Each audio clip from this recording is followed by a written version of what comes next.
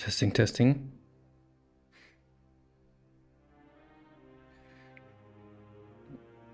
Okay.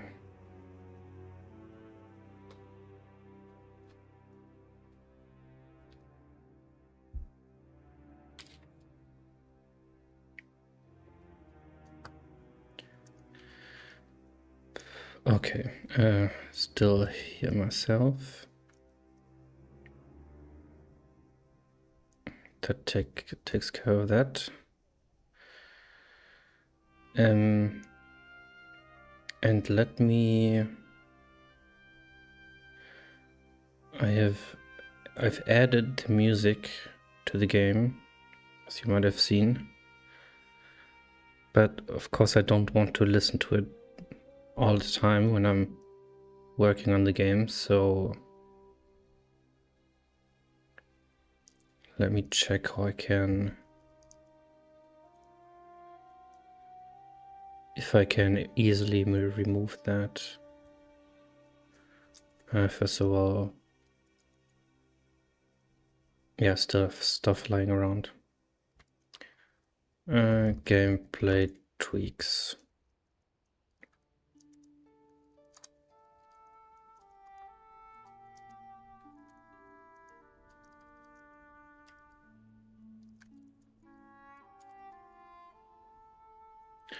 Yeah, I've been trying out adding more stuff to the surface for the player to interact with, which means, I mean, the obvious thing would be some kind of herbs that the player collects and then crafts potions or something. But what I've been looking at is adding plants that if you chop them down, they might drop a health... I mean, it's a potion right now, health potion and health cure, but I removed them again because,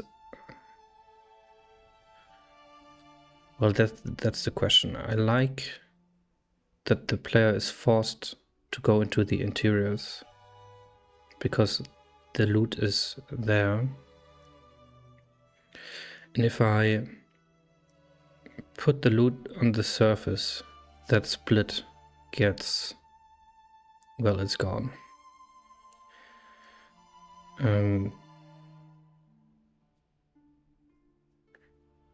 So yeah, that was just a test, and I've tweaked a bunch of other things, but I can't remember. I've been mostly working on the music today, finishing that up, and let's take a look at that.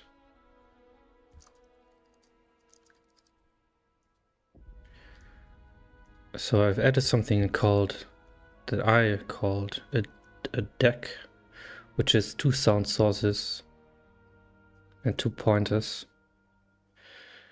And because music only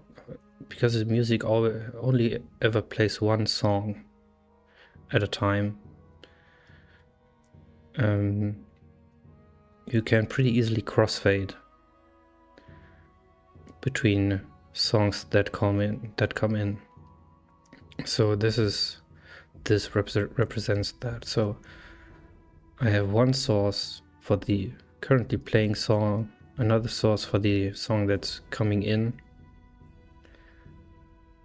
and then just 2 pointers that help me swap them. And how this works is the first source always fades in, so the volume gets always incremented until a threshold, of course. The other one gets always decremented. So if I load a song in S1, the always decrementing source, and set its volume at 0, and then I swap the two, now S0 gets faded out and S1 gets faded in. And so I can always load the second source with a new song, flip them, and the songs crossfade. That's how I solved that. So this works for the ambient and for the music. And I have written a function that basically determines what music should be playing. And I want to add something for the editor here.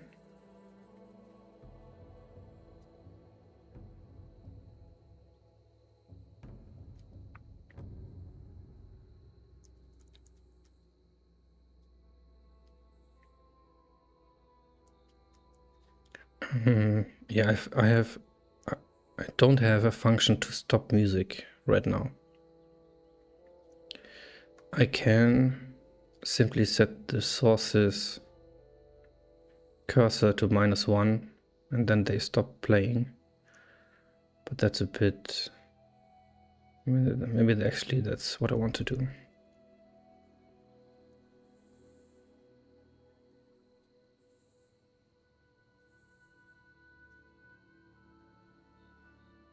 Yeah, let's try that.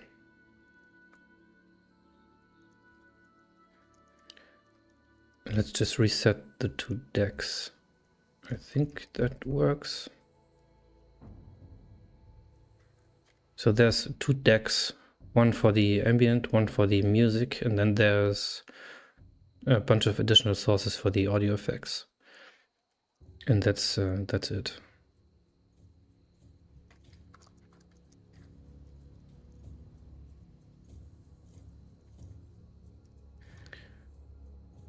And that's not how you call that.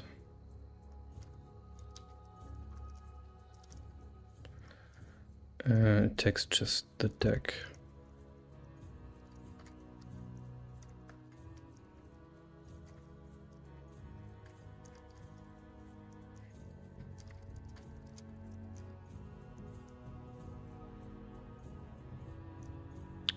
And let's turn off the music for a second.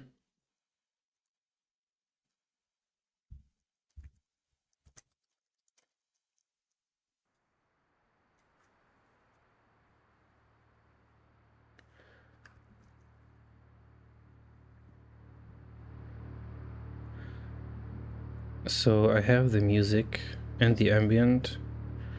Now when I jumped into the editor, it stops. And if I jump back into the game,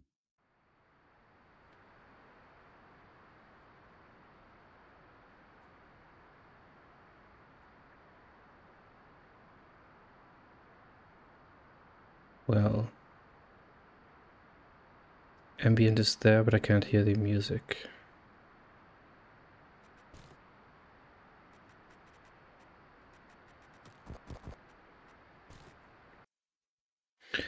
Why is that? So default, oh, because it doesn't fire them automatically.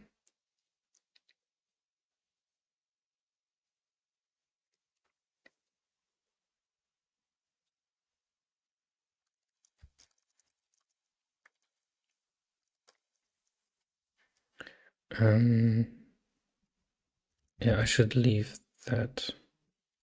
So there's a timer. The music for the in-game music currently fades in, plays, and fades out, and I want to have silence for a while before it starts again. So that's the MQT music queue timer.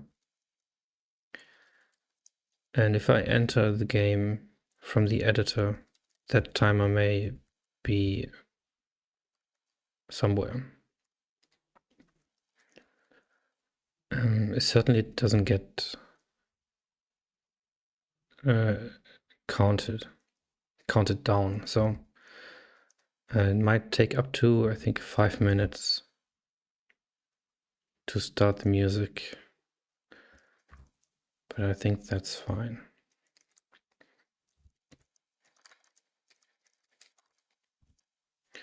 Let's test this with a release build.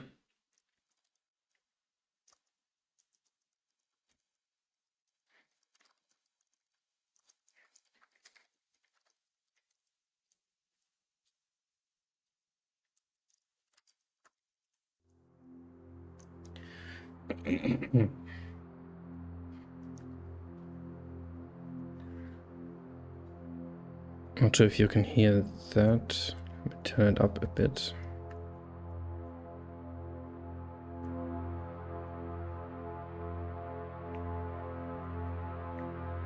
But yeah, that's what I put in the video yesterday. And if I enter the game, yeah, you hear the other track fade in. So that's working fine. If I exit, then I'm back here. Yeah. Okay, so that's working.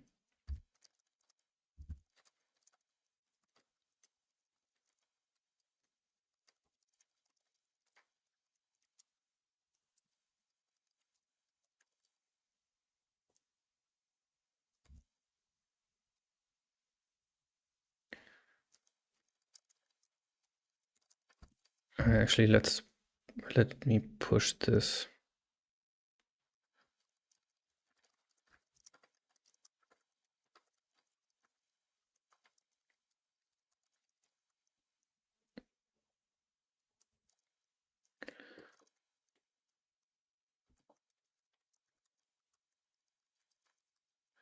Because it's been quite a lot. So that I have a clean board here for what I'm about to do next, in case everything explodes. Then I'll have a backup. So what did I do? I create a short video test using OBS. I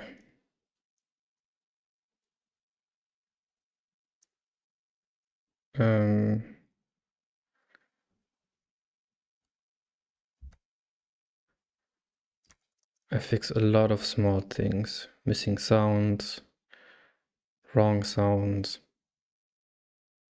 visual problems. So let's just file them under here and finish.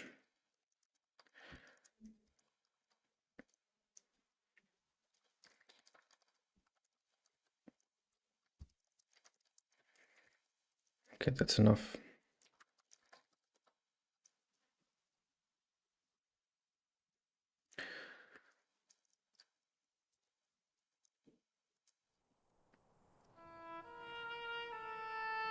Oops, might be loud. Okay.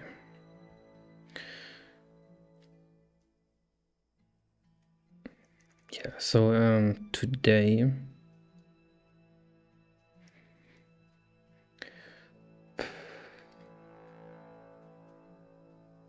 let's look at the to-dos. But I'm tempted to do some more easy tasks that don't require that much thinking.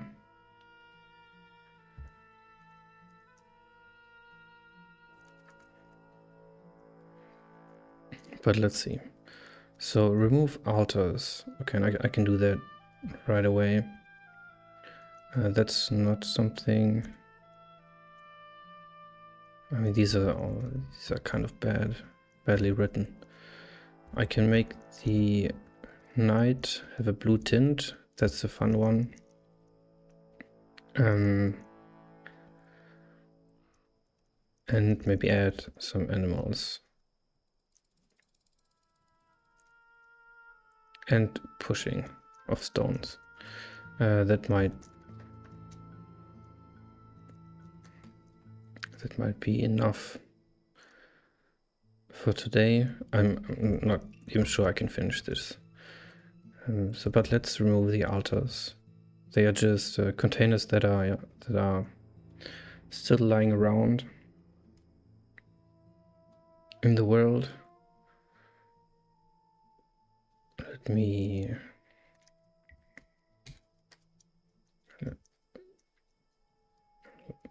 build.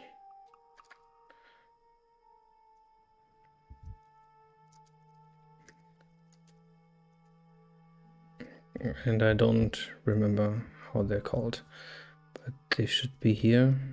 I can remove the runes as well. Instead of reusing them later, I'd like to just remove the stuff.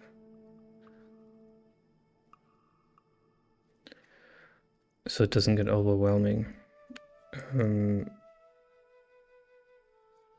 Box. Shrine. Okay, I call it shrine.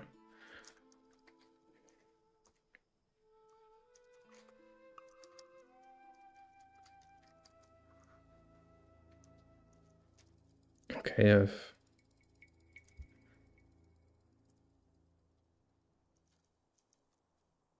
okay, that's interesting. Let's just remove this.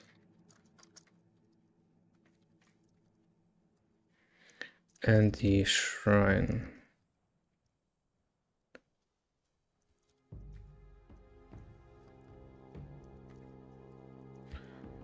Actually, I need the shrine for a second longer.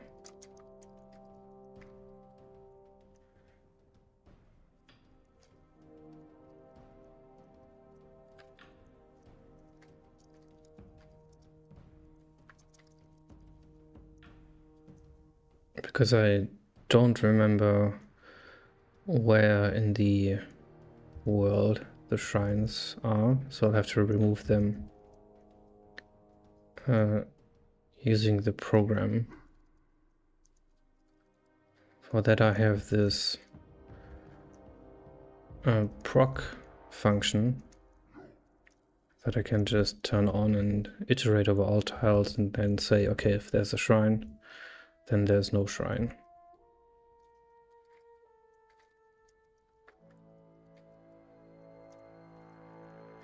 And I think I remember one location where one was, but okay, not here. That was here, yeah, and that one's gone. So if I now save the map, then they are gone, and I can turn this off again. That's this one. Then make the night have a blue tint. That's another uniform. But they only get sent once a frame, so I think that's alright. So that would be here.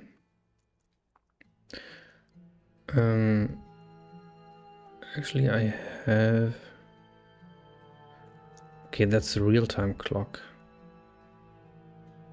What is this here?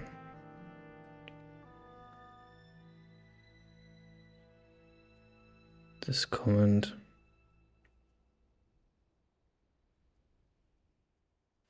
Don't remember actually. So I sent the real-time clock to the shader with... Oh yeah, that's the weather. Clock runs faster when the weather changes.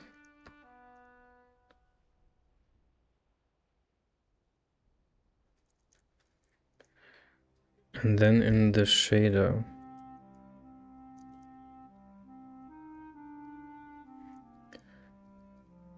here probably.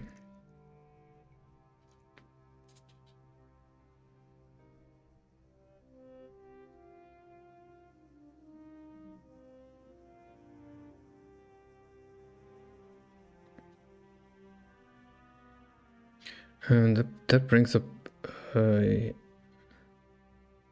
question. So the game is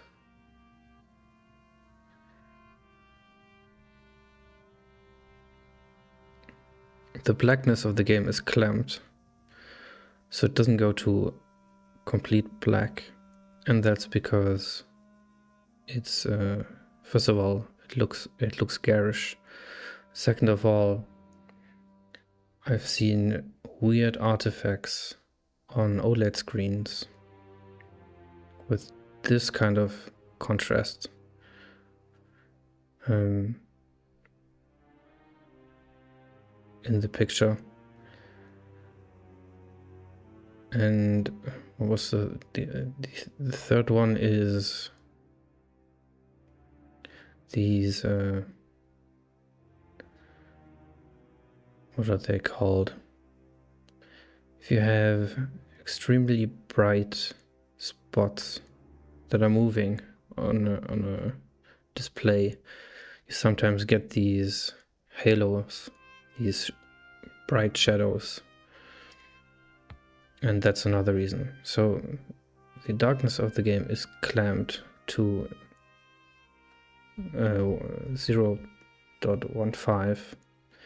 This is in the shader, but that's the pendant in the OpenGL clear color.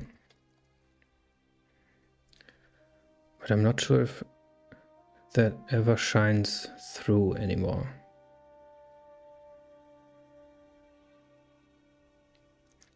So let's set this to something crazy. So this is all red. Actually, let's make it show what that is.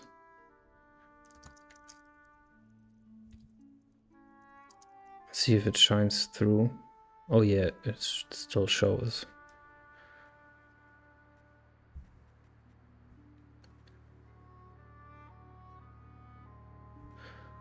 Am I only rendering this little of a...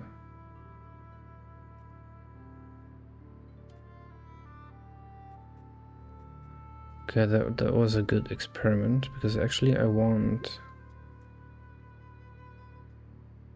the screen to be covered. So let's see, that's in tile. There's a function called block area. And if I'm in the game, okay, that's 2 by 2. That's a bit stingy.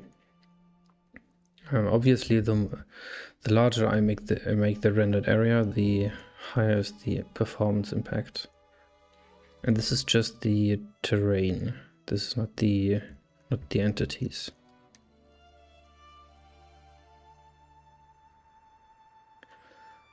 Okay, so this is... Yeah, it still shines through in the planes of the water that are animated by the shader. I might actually need one more, maybe in the X direction. Let's leave this odd numbers.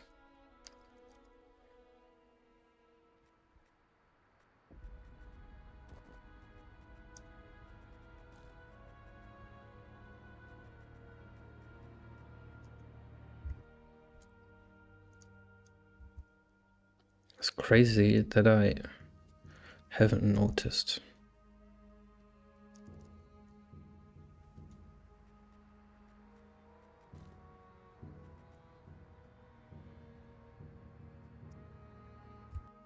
Okay, So yeah, clear color needs to be taken into account. So that means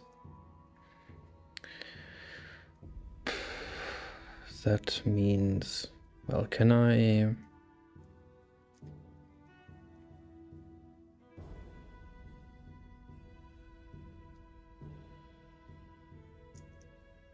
let's just see if this is better.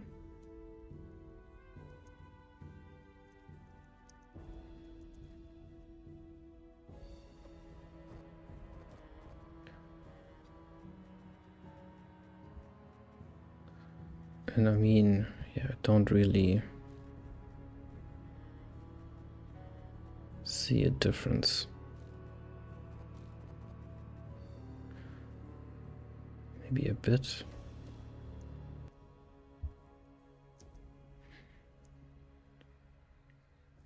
Let's leave it here. 5x5 should still be pretty easy to render for pretty much all machines. The only heavy part in this game is the turn.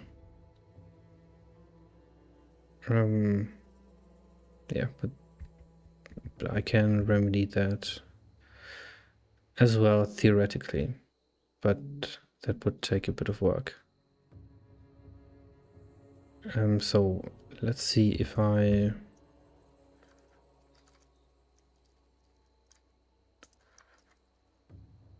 take this. Okay, this is blue. So let's reduce the other two, but let's make it obvious at first.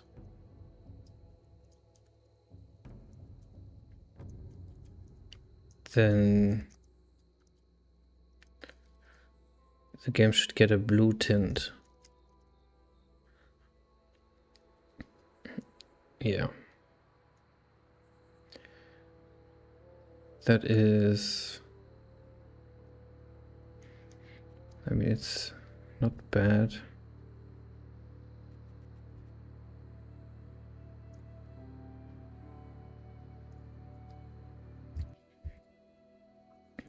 Let's try the other way.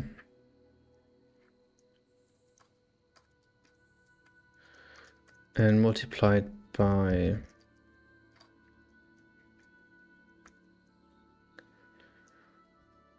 0.8, 0.8, 0.9. Maybe. Let's do it more obvious.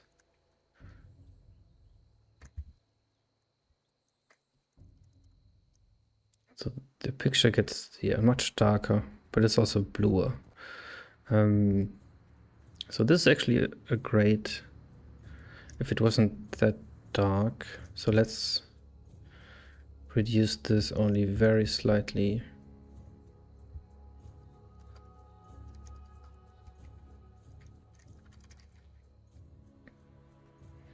Yeah, so this looks like it's night. So that's pretty cool.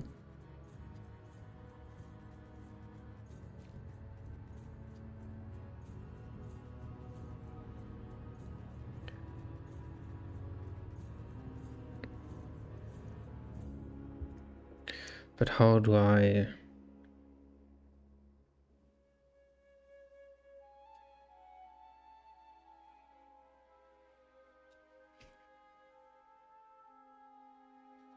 have this, so I don't even need to touch these.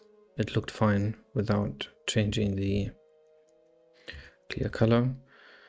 I have in the game.c file a daytime function. Returns 0 to 1 with night being less than 0.5. Yeah, that's exactly what I want. Nice. And it's also already exported. So I want this in the uniform.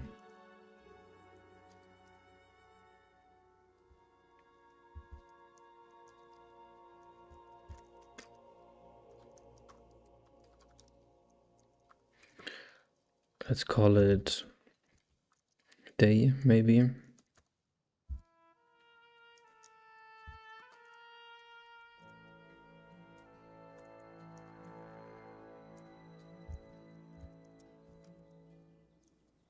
And let's save that comment. I hope that comment is correct. It looks like it. And then in the fragment shader,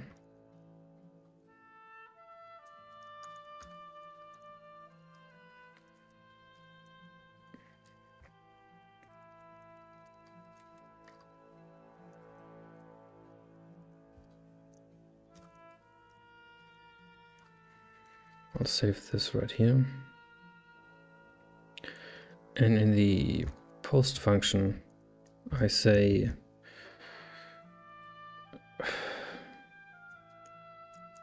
this is less than 0.5. So let's lerp this.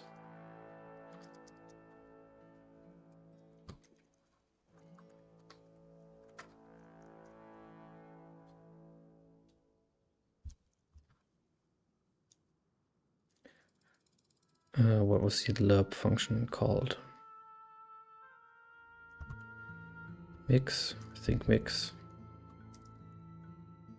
Yeah. Yeah. So let's mix this from blue to white, depending on the daytime.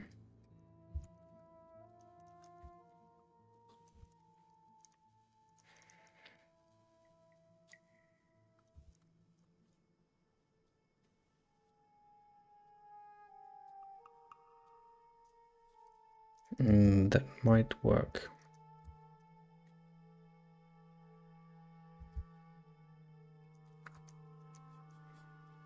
Shader.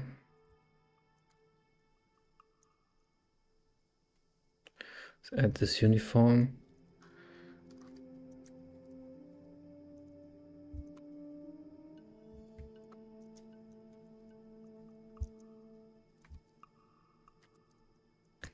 And initialize it.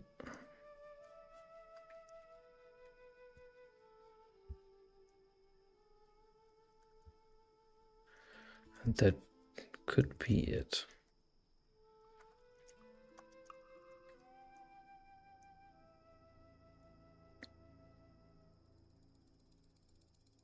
No matching function.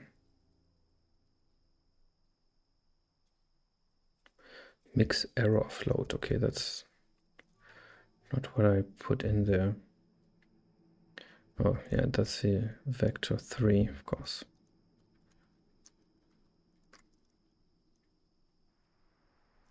Okay, so now I need a faster moving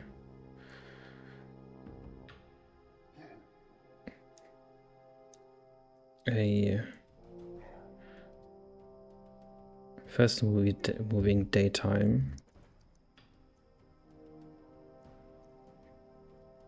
And that's controlled with this number here. So that's the turns it takes for a day to elapse. So let's set this to maybe 50.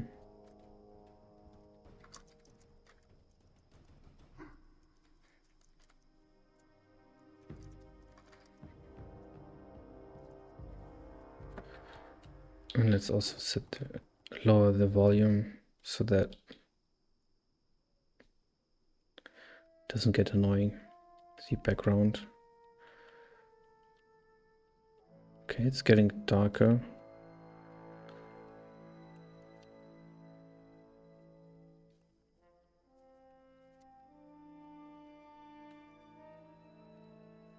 That's pretty good, actually.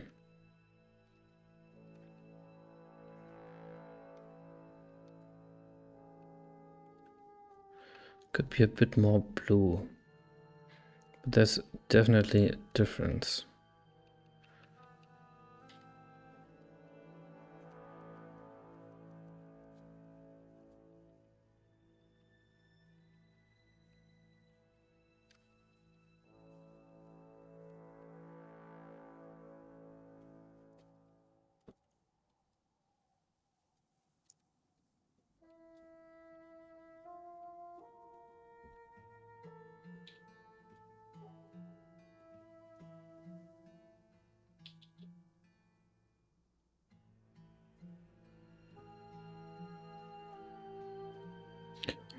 I'm actually not sure if I need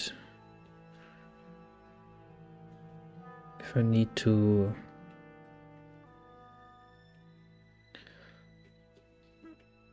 make everything dark,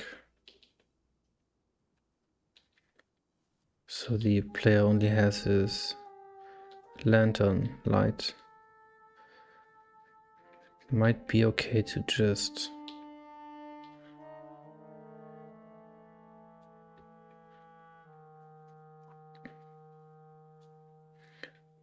change everything to blue, maybe. That might not be obvious enough.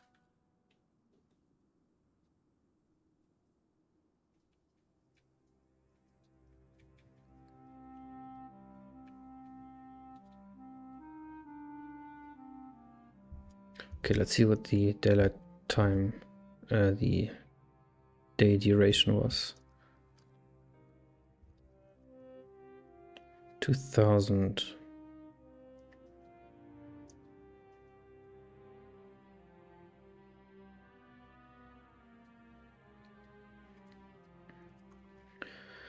I think that's okay.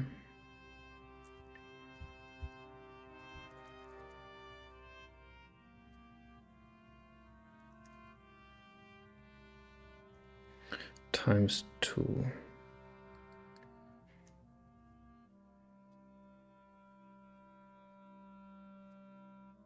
Why's there's a times 2?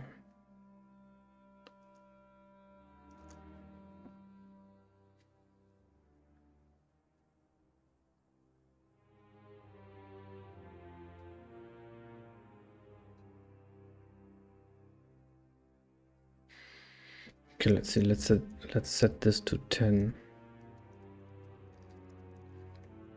and count. 2, 3, 4, 5, 6, 7, 8, 9, 10. Okay, so it actually is what is there. So 2000 means it gets dark at 1000 turns and then light again at 2000. So that's fine.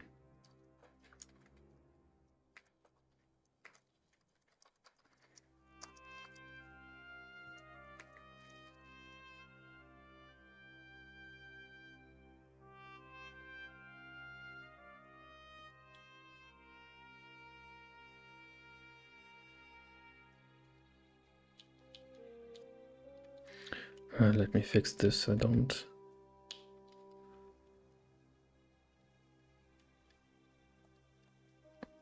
like this that much.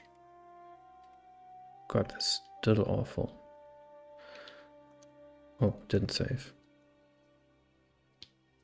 Okay, that's a bit better. Okay, much better.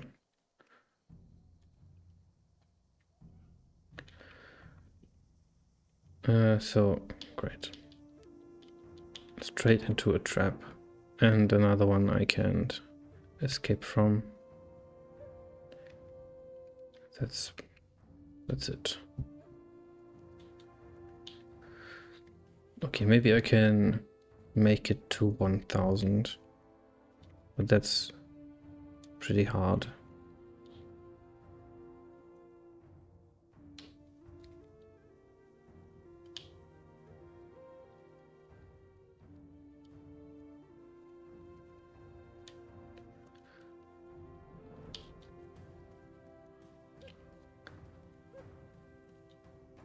I mean, I'd be happy to make it to 100 at this point.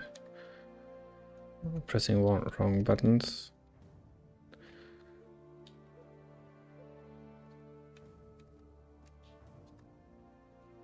Okay. Amazing that I survived that, but yeah.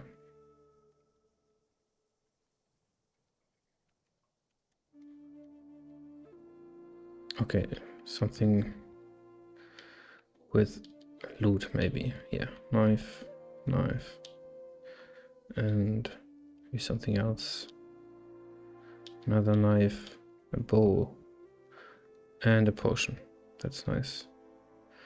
One arrow, I can throw the knives. Let's see where this leads. First one missed, great.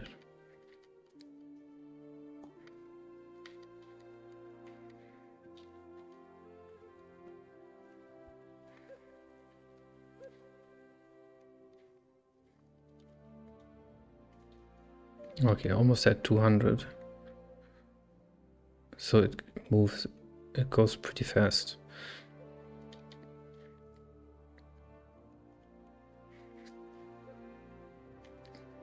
The daytime, I mean, not my playing. Hey Ephraim, that's beautiful, thanks. How are you doing? I'm just playing a bit until it's nighttime in the game to see how it looks. Oh, a ring.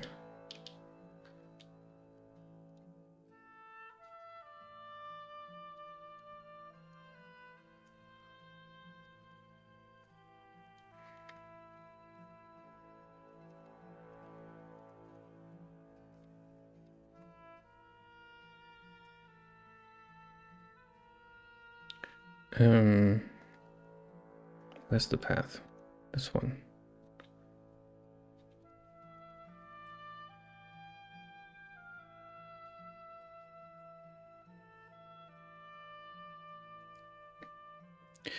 How long did this take you? I've been working on it for 1.5 years now. I started in the summer of 2014. Great. Blinded.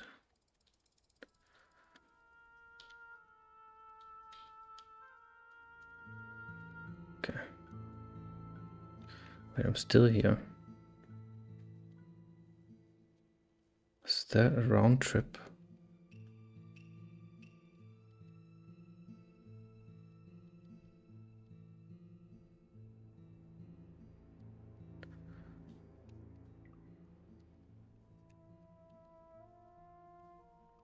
Okay, I think that's the way.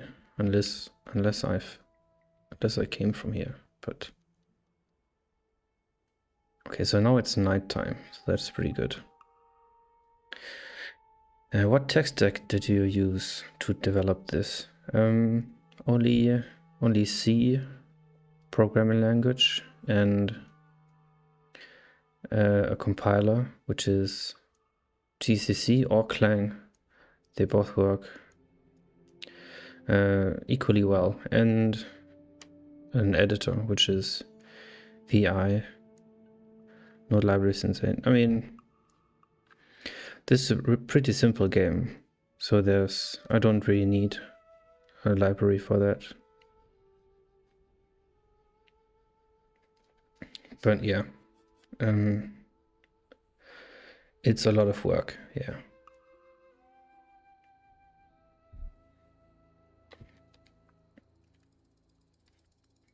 But so far it's going pretty well.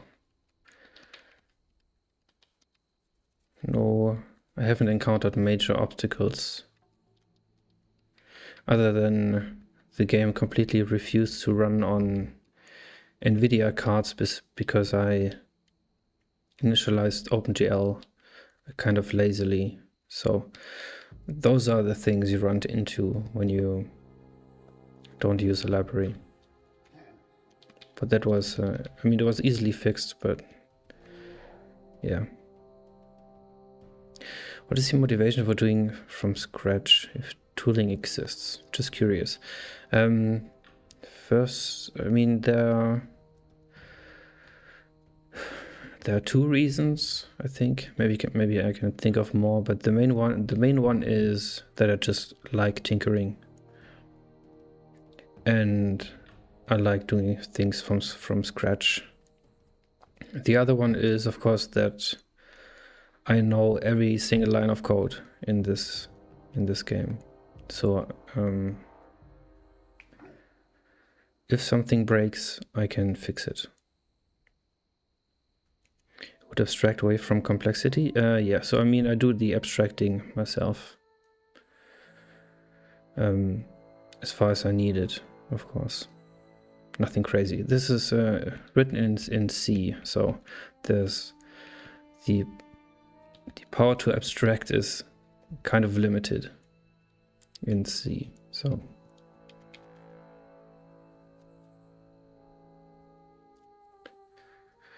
okay, 2 arrows and oh, no potions. That's bad, but I'm pretty well off with this in this run so far.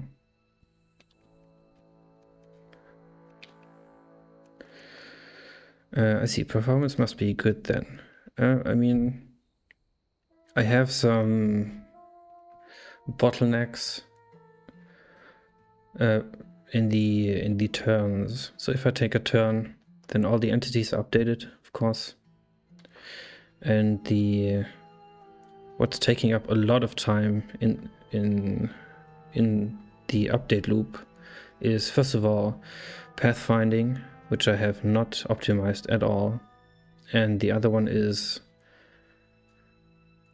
copying the entity map, which is basically moving all the entities across the world, which takes a lot of time, and updating the light map as well. So performance is bad in these areas, but otherwise it's fine. So performance could be better. I have a Radeon 6600 card, and if I let the game run unlocked, it's at 400 frames per second, which is not great, but it's fine. So yeah, it really depends on what algorithms you use and how much time you put into optimizing stuff. But because this game is still a moving target, I did not optimize at all. But I also didn't make stupid decisions that tank performance. I'm assuming it's closed source. It's closed source, yes, but I show a lot of it on stream. So, and I died, of course. So if you, I have a YouTube channel, and there I have all the stream VODs, and there's a lot in there with me working on the code. But yeah, otherwise it's closed.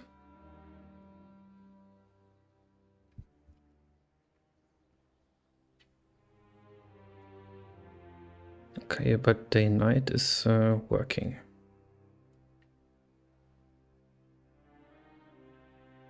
I should add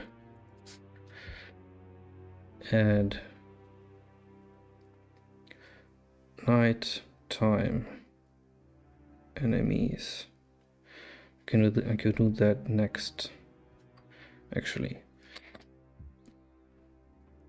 Do you work full-time in development? Currently, yes. I'm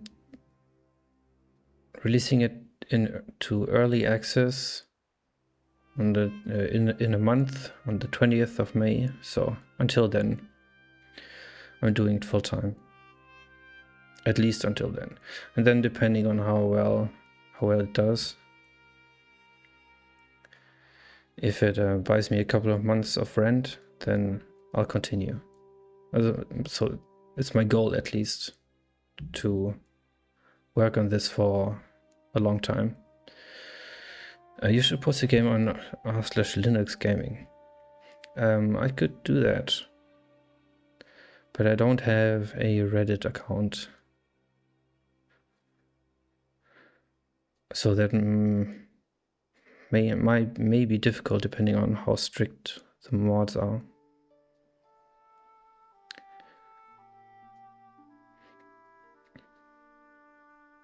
But yeah, that's not a bad idea.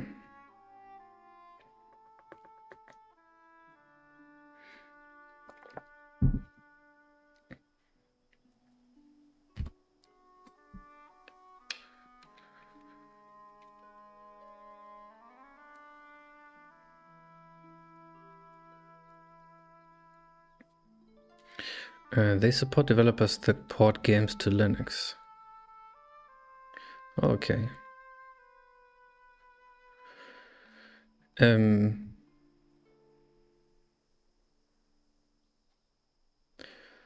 Just had a thought, but I lost it again. Even though 90% of market share is Windows.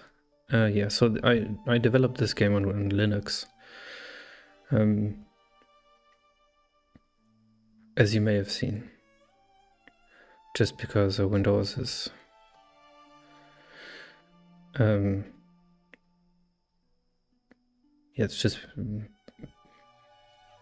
It's borderline unusable for me, but yeah. To me, at least.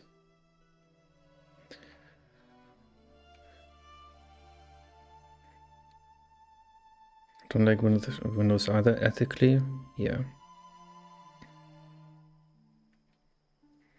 I mean, I'm sure a lot of good is done on Windows computers.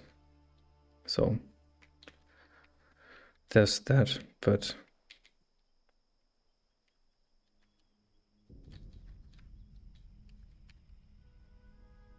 I mean, it's basically just because I'm so used to the terminal and to Unix, and Windows is just not that, which is fine.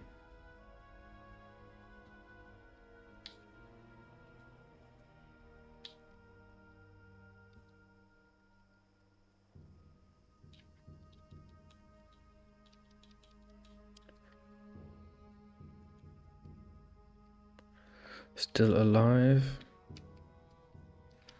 Oh, I made it. Oh, that might... Is there no entrance here? Look at that. Let's see, down here. Okay. Do you do anything outside of programming for fun? Not really.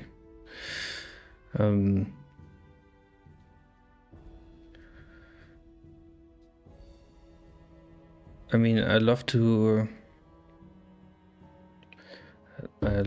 play with my parents' dogs. Or watch a movie. Yeah, I like movies very much. Yeah, movies and sometimes gaming. But mostly movies, old movies. And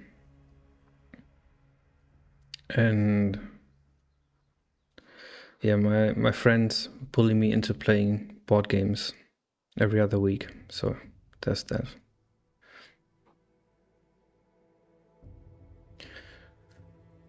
How about you? Do you do programming? Are you a programmer, or are you more into gaming?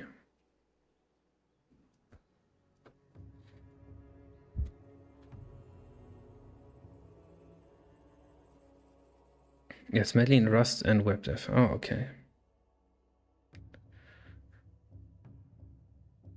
Yeah, Rust also sounds interesting, but I just never got around to learning it. Because yeah, C does basically everything I need.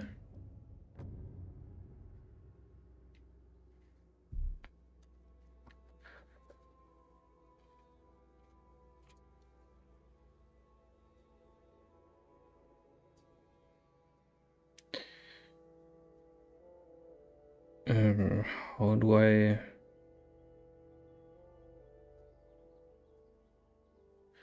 If I want to add a panther, I'd have to have a dark gray character. Hope that works. My philosophy is not to reinvent the wheel, but contribute to existing projects. Yeah, that's a great philosophy, actually.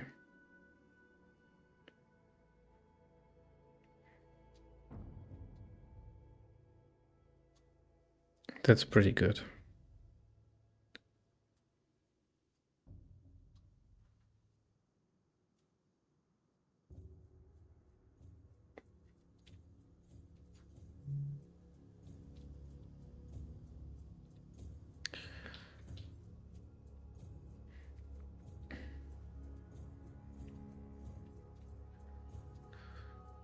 So let's add a panther.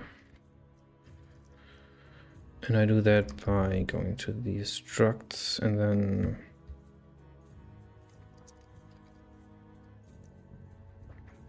where are the enemies? Here. Sorcerer. Okay, I can reuse that one. Panther, and this is black +1, maybe.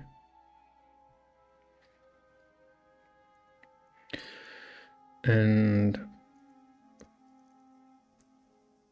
it's dogs, yeah.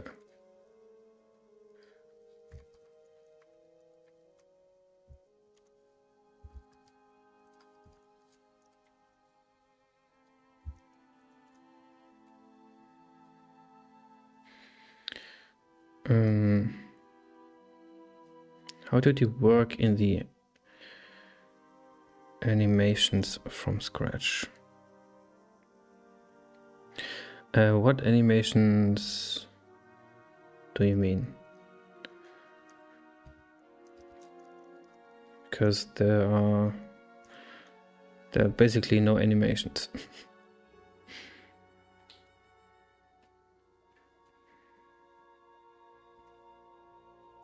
I mean, the camera is it's just a lerp.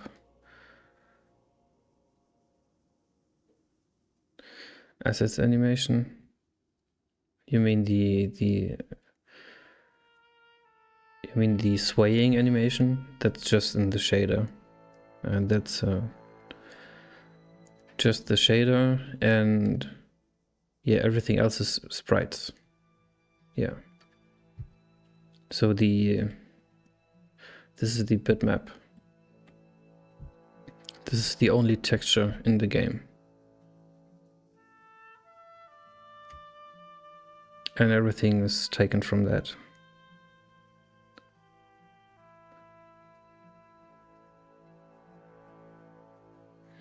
I had animations for the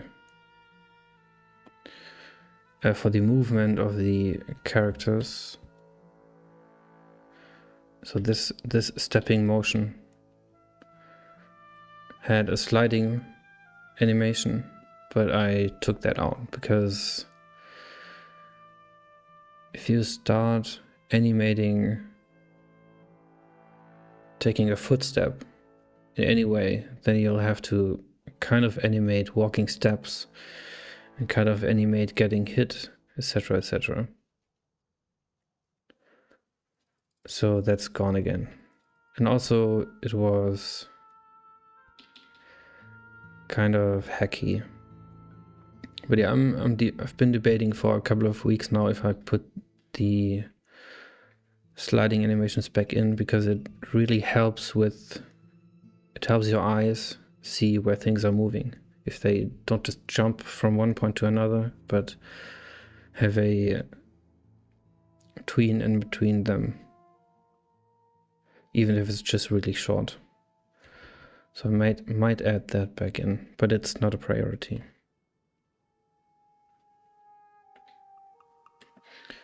So I now have a panther. Let's see how that looks.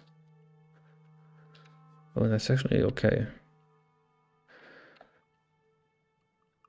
Is it? Yeah, I can't go darker. Actually, is this darker?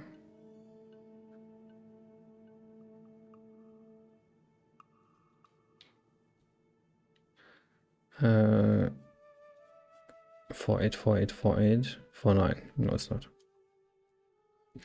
I have to get going, so take care. Best of luck with you for your games. Thanks, Frame. Thanks for checking by. All the best to you too. Thanks.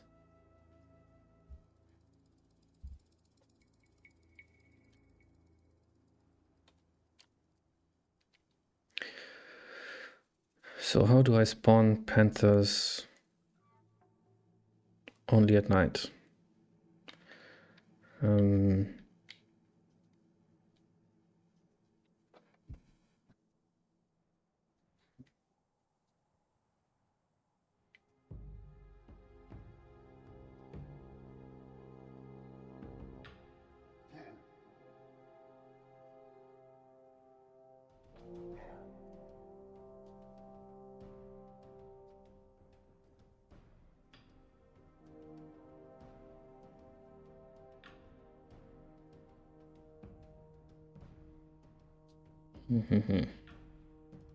So right now, how the enemies spawn is that, yeah, the world gets prepared, and then enemy markers are just thrown all over the place, different ones depending on the regions, and then that's it.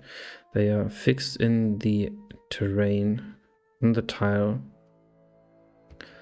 so when the player comes close, they spawn. And that means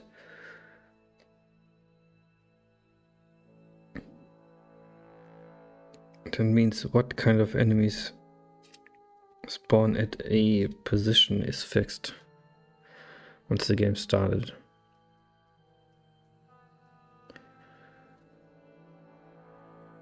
So there's no easy swapping that out at nighttime.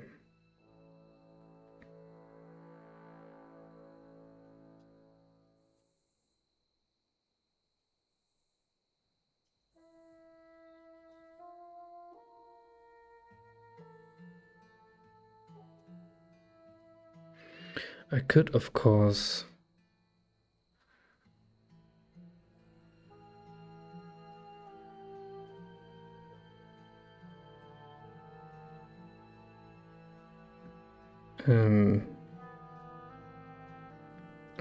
write a function that spawns in enemies, but that's also not good.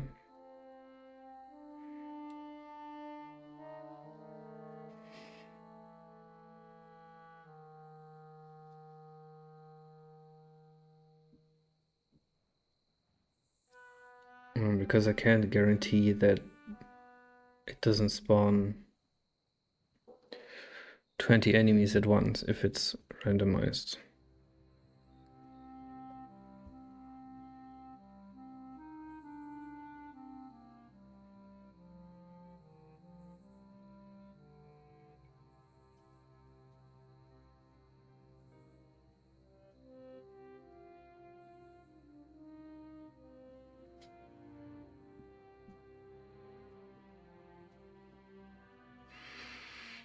I could, instead of writing the monsters into the tiles, I could write spawn markers into the tiles. So I have a pretty good monster distribution. And then each time a marker comes into the entity map, then I decide what I spawn. It's probably the best.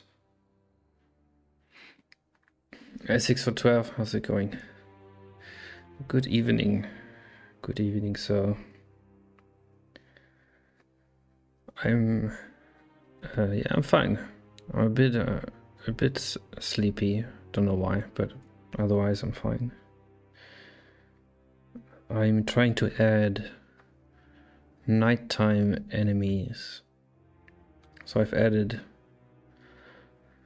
perfect excuse for a coffee, eh? Oh, that's actually a good idea. I'll just turn the machine on.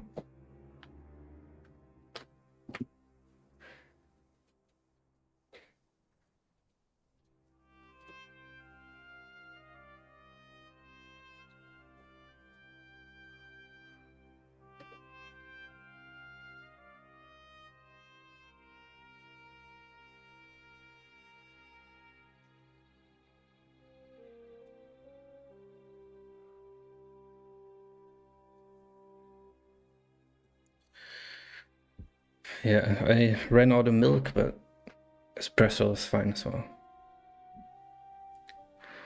So yeah, working on nighttime enemies. I've made there always was a day-night cycle, but was, yeah, didn't look like it. At least I never noticed it, really. But now I'm tinting, as of today, I'm tinting the world blue when it gets darker. And that led me to nighttime enemies, because I wanted to add some more monsters today. So I'm adding a panther. But it's a bit more involved, as usual. So let's look at the... where's the code? It's in tile. Generate. Spawn monsters.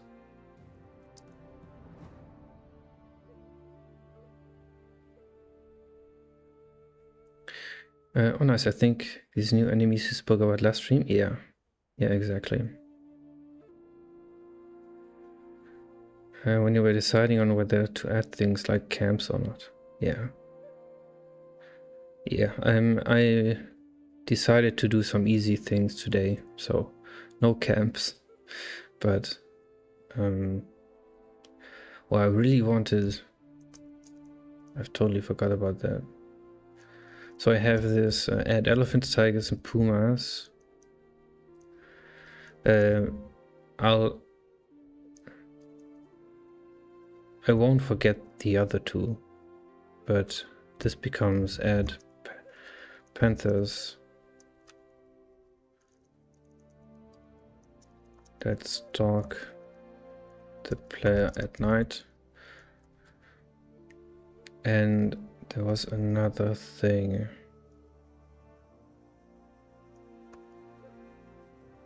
Well, just add fish particles that swim in the water.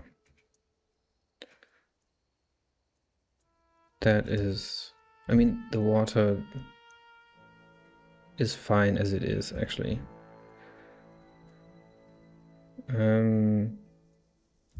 Let's put it here.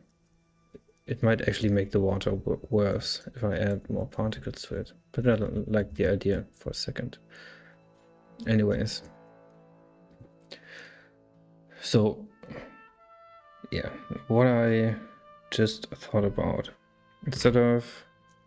So this function goes through all tiles in the world. This is all layers, all Y tiles, all X tiles. And then, depending on the region the tile is in, it throws some dice and places monsters. But I want to reverse this. I want... What do I want? I want 1 in 30, I think. Let me see. Yeah. 1 in 30 across...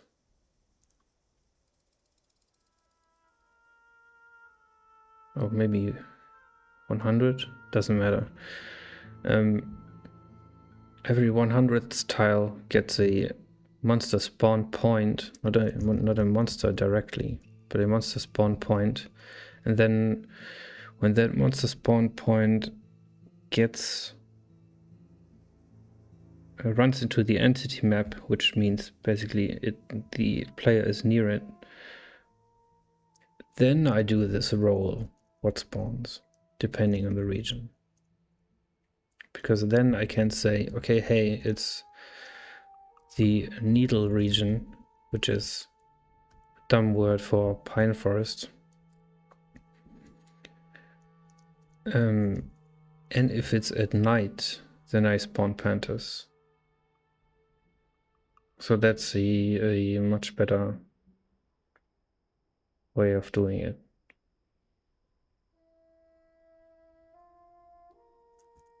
Yeah, much better. But I'll have to translate this chance these chance rolls. So this is random integer seeded from 1 to hard enemy roll, and that's the same with normal monster roll, and this is with 30 for visual effects, etc. I have to translate them. Before that, I should probably commit my stuff and make an espresso. Be right back.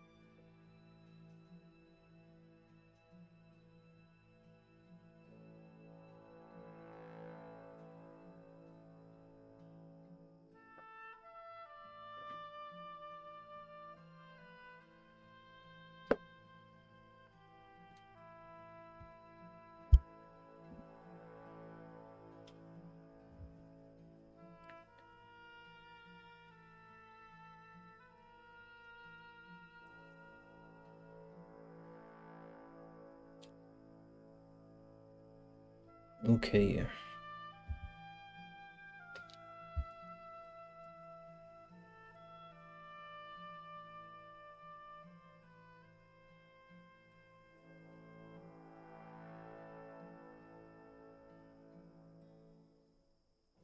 think I know why I'm sleepy. It's because I ate a huge pizza. Forgot about that already. It was like half an hour ago. I'm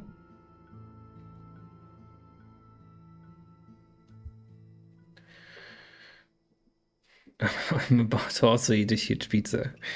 Alright, beware when you're trying to stream later. Might interfere with your alertness. Okay, I need a new marker. Put one in the oven like 10 minutes ago. That's what I did.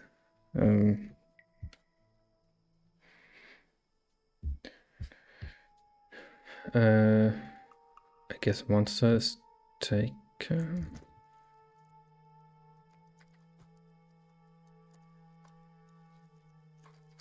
No, it's not. Great.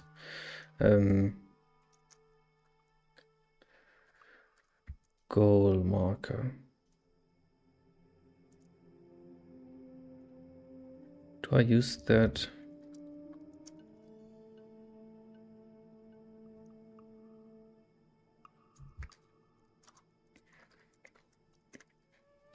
Don't think so.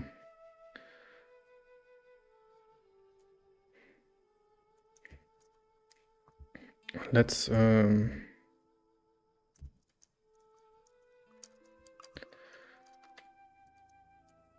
into the proc function and remove all the golds in case there are some in the world.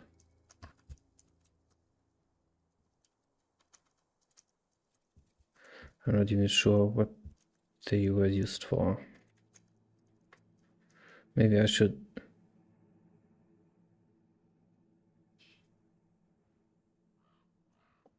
I think they were the end of the path, but that's gone. Anyways.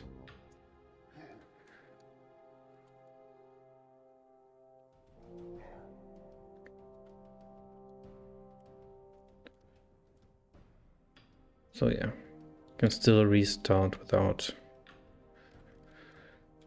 these gold points, if there were any to begin with. Now they're gone. Okay, I can then reuse that goal marker, name it monster. Go in the generate function and then say, well, actually I should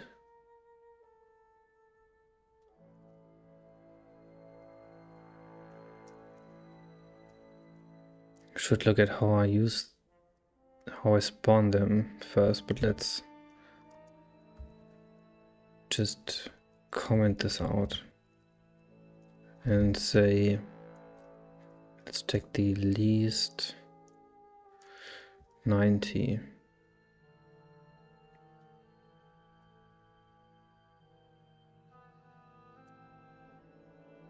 But I need the mist.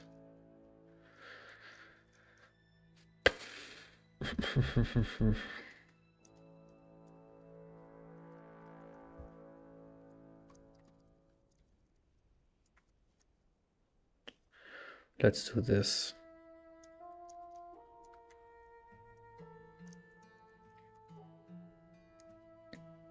And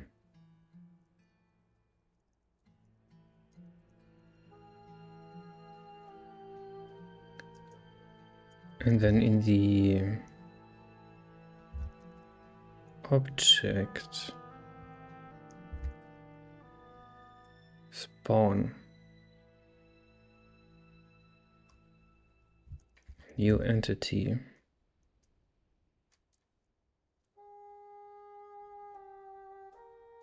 Is it that?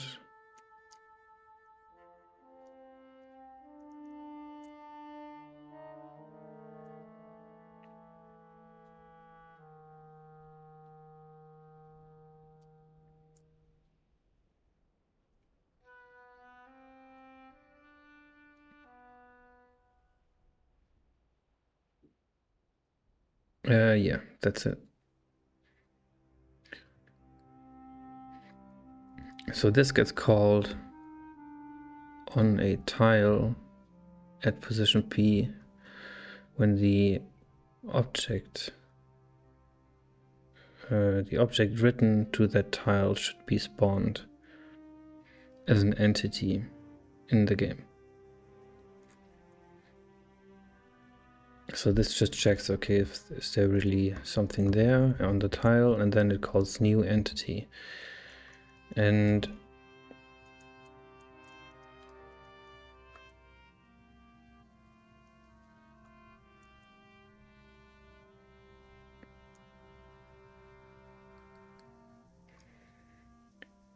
here I intercept. This is a monster marker.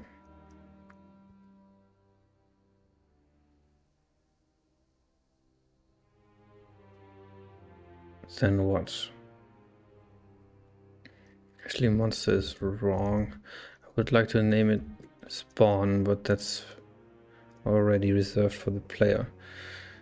Maybe...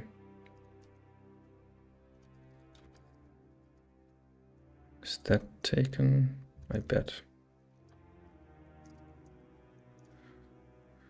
Nope. So I can do it this way.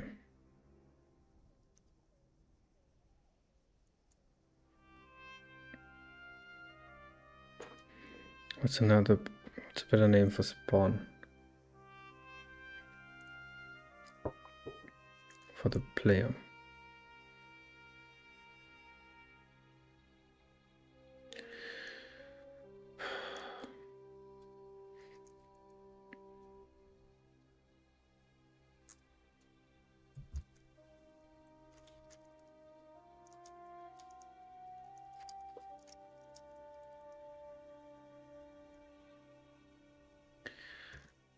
Yeah, goal is still...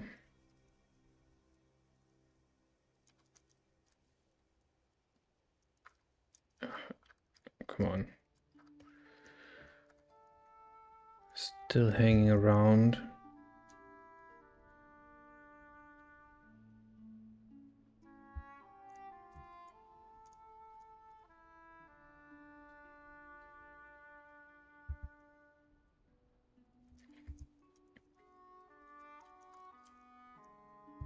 Okay, let's look for spawn. Get exactly 2 calls. One is here. Let's name this start. The other one was here.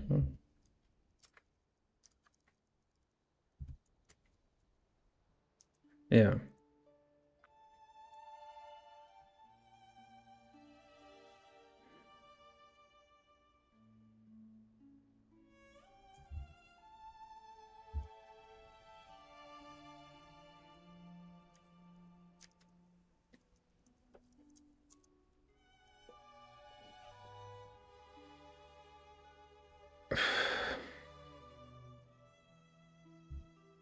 Now it comes the problems.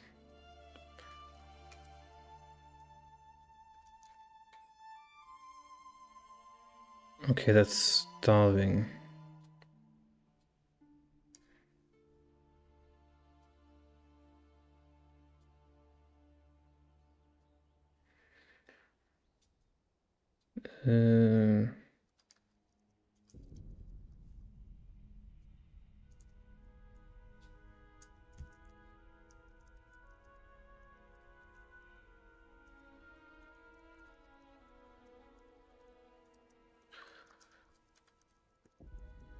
What?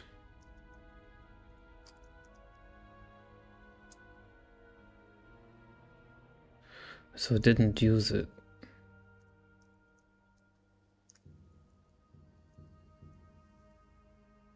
What?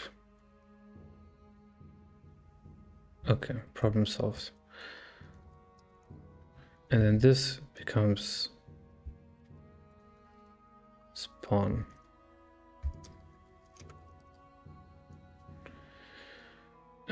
Path. Validate that end patch is a spawn marker. Let's start now.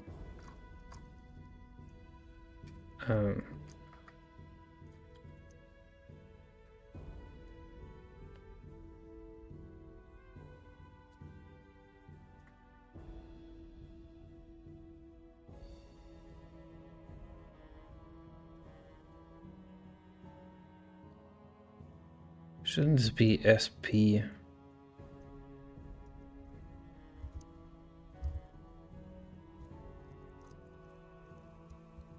Hero spawn position. Oh god.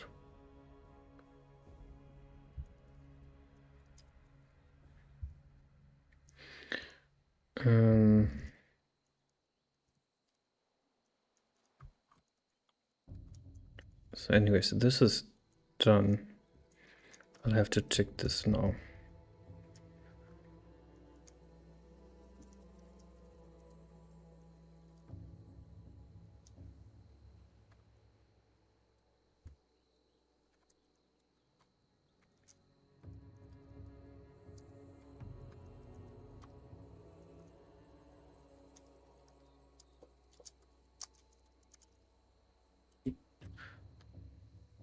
Um,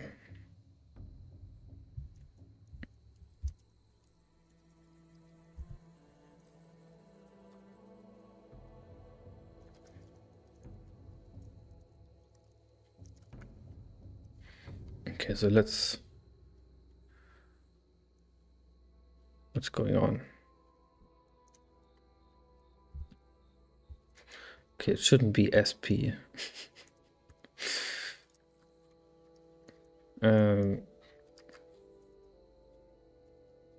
Where was that? Thousand path.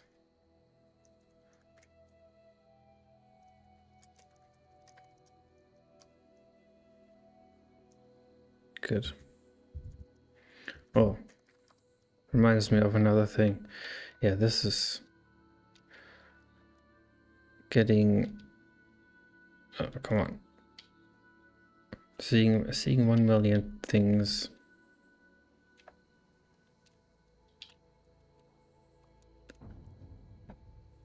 Appear that need fixing. But yeah, I'll have to do that. Those that take just a couple of seconds, otherwise I'll never remember. Okay. This works. I've been here. This has a good name now. So now in the object.c file, I can, if the object index is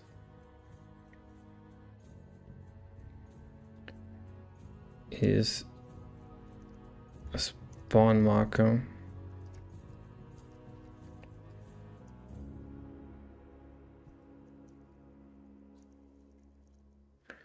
let's run a new function.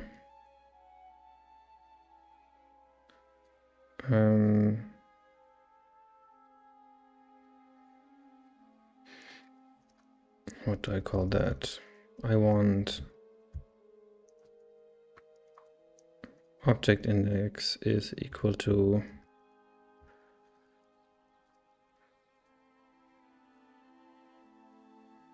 pick entity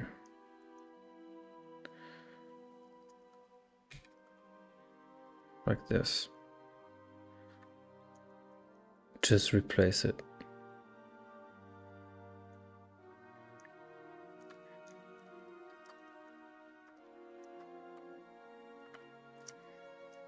Picks an entity to spawn, picks a matching entity to spawn at p, l.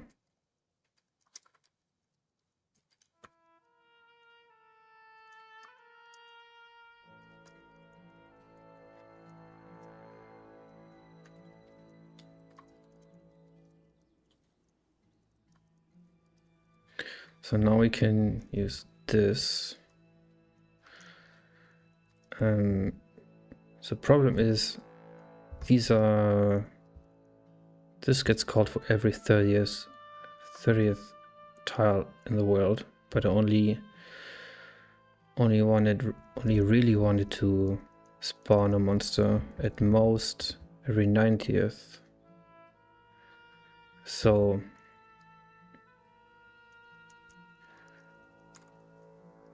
let's first get the region. And then let's say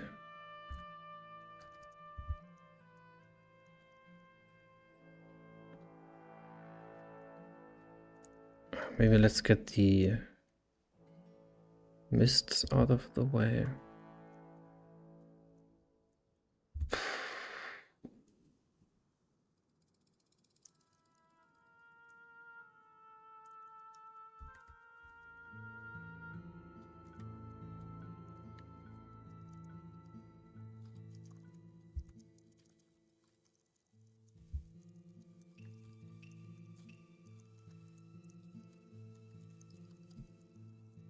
I could actually just do exactly this, but with everything divided by 30. So that's 7. And that was 90. Was it? 150. So that's, oh god. Don't laugh at me. 5. I knew it. And that is 3. And this is this. Health.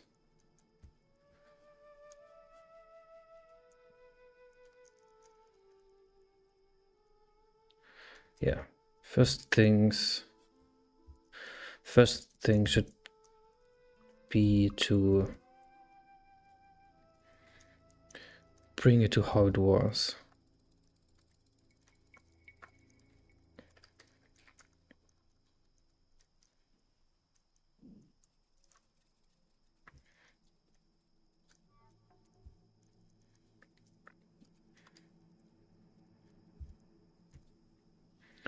So that's what? 7, 5, 3.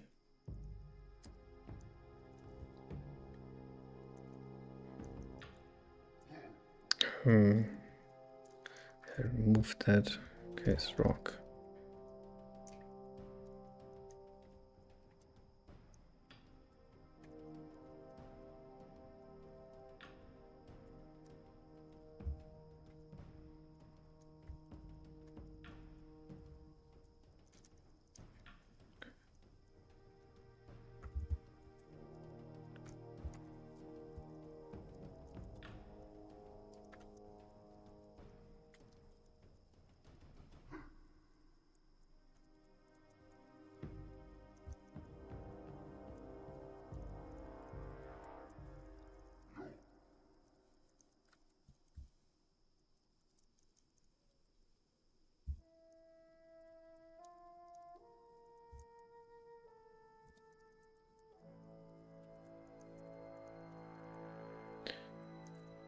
That is 3, and that is just the else.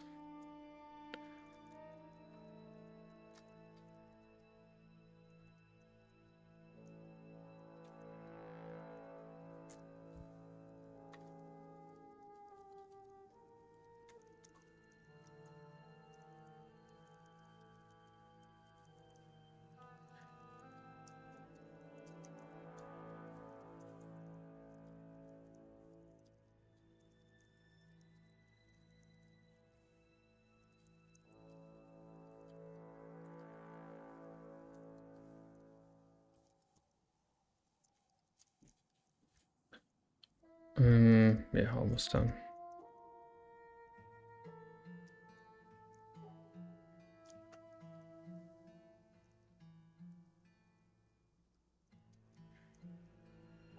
Three, and this goes.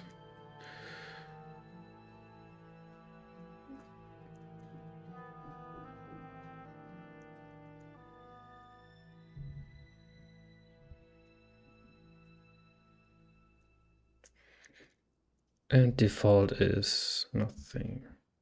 Okay.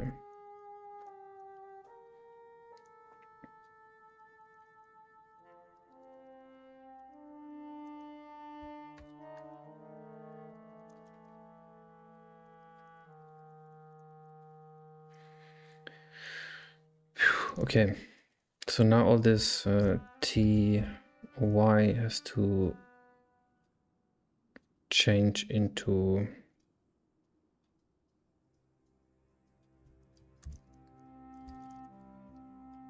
just a return.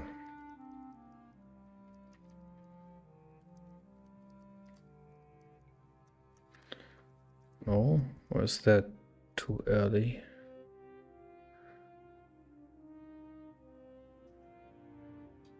Yeah. Should be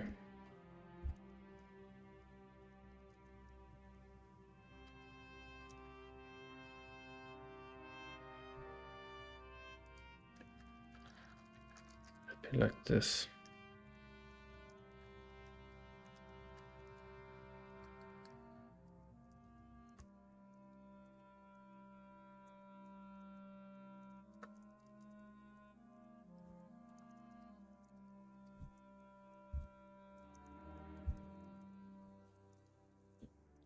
Because here I can then say, okay, if the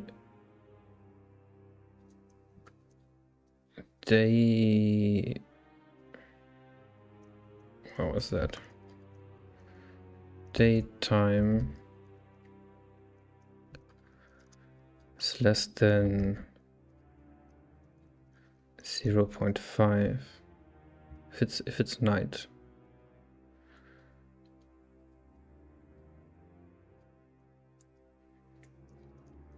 And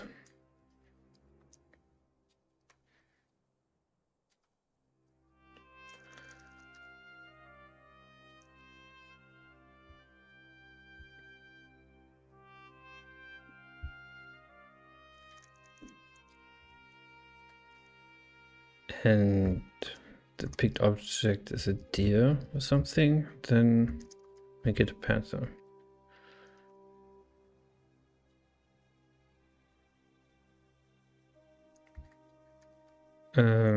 With a chance, of course.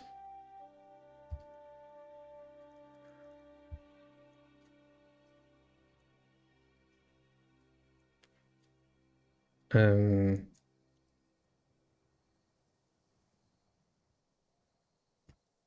thinking about if this should be a seeded random call, but no idea at this point. So 1 in 5 or something.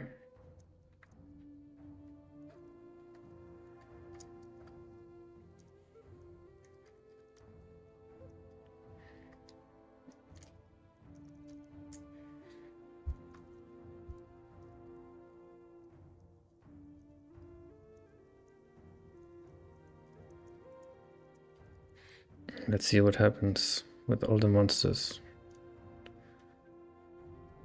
Okay, I see one, an undead. Oh, there's something weird over here. What is that? That's the...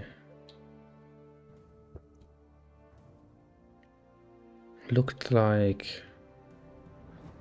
Oops, like this.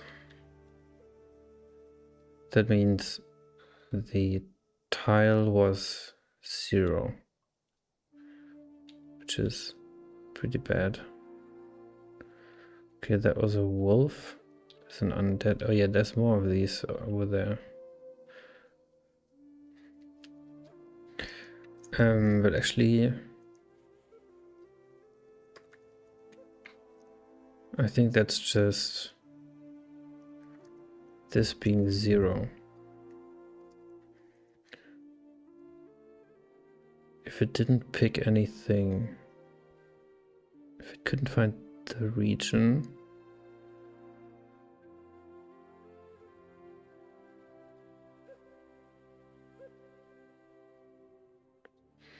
I mean, it doesn't care if it, I can just exclude non-picked ones, but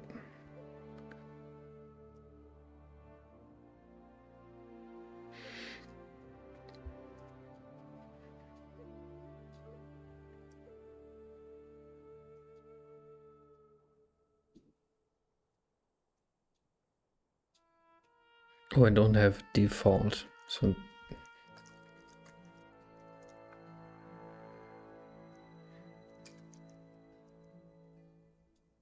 I mean, return 0, yeah.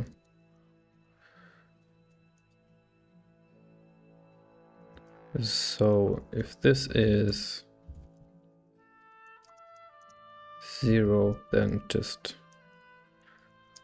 abort.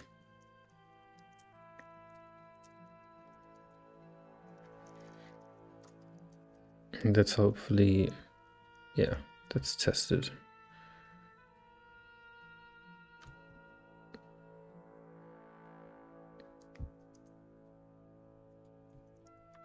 Should be fine. Returning null there.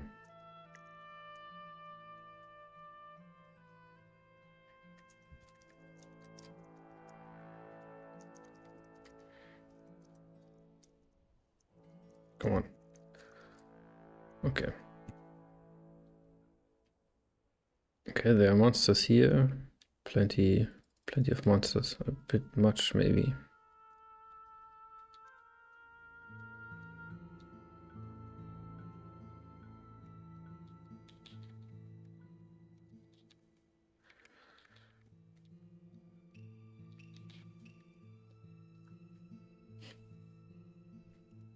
Okay, maybe I should increase the path length again. How was it? 100.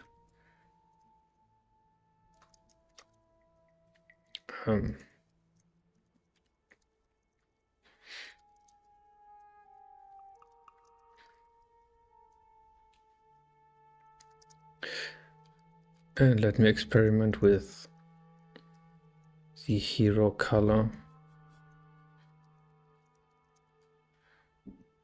because it's really hard to see the hero on the brown tiles.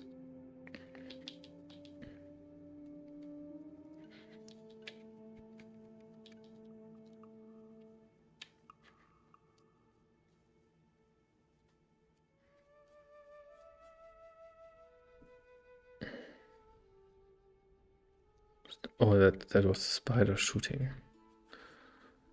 Thought I stepped on a trap. Yeah, traps should actually still be placed the other way. But I should move them. I could move them to what I'm doing now, which is maybe a good idea.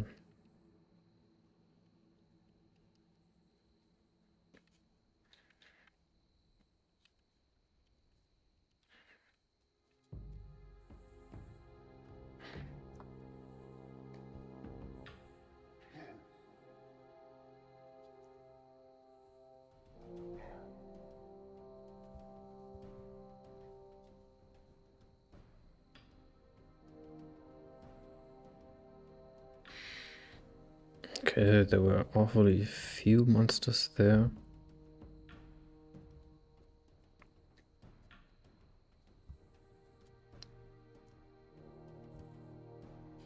Now the question is, how do I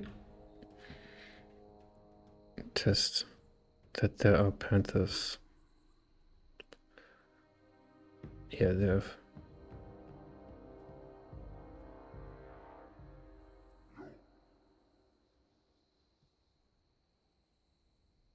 Are there too few monsters now?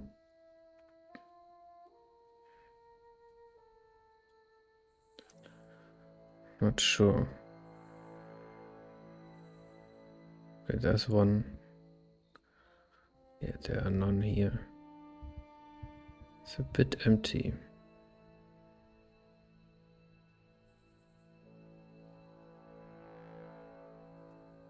But I can increase the density pretty easily with this one. Say, okay, 25.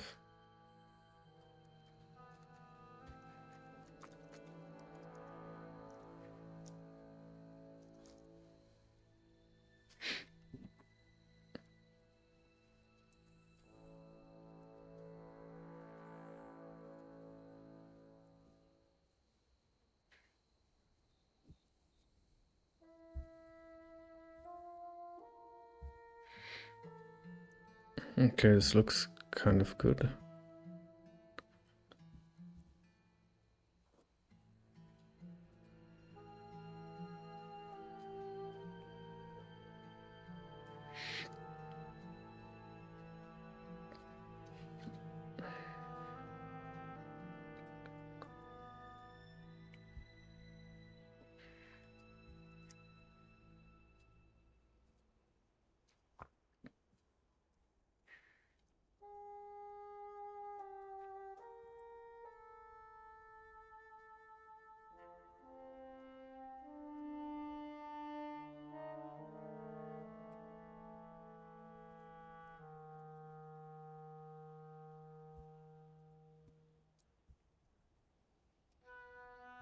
Yeah, I think that's okay.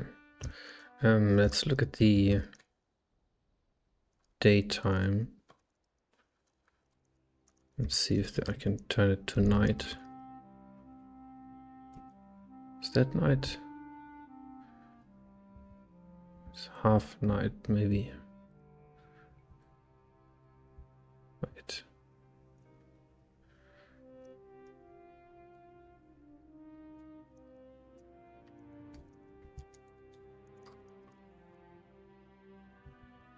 That's night.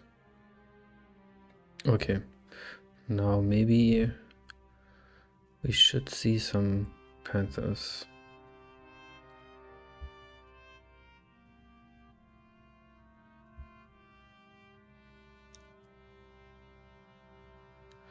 I'm not sure why the light map is screwed up.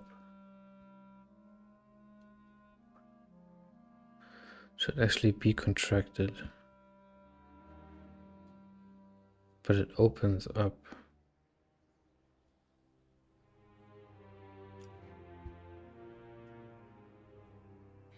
So there's a deer. Oh, there's a panther. And it ate me.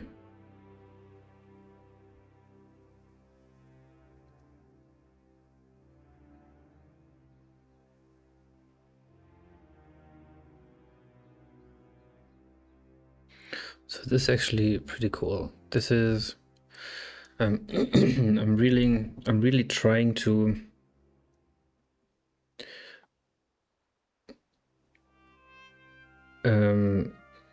utilize all the things I already have in the game. But it's not easy.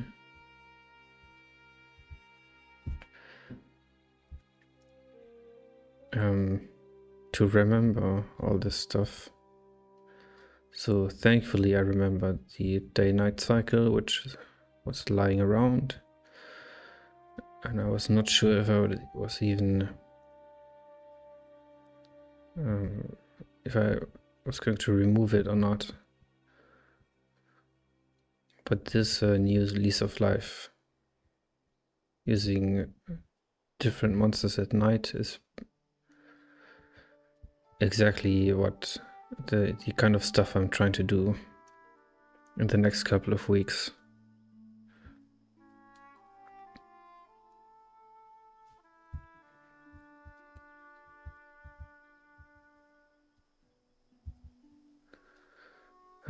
Yeah, small changes, high impact.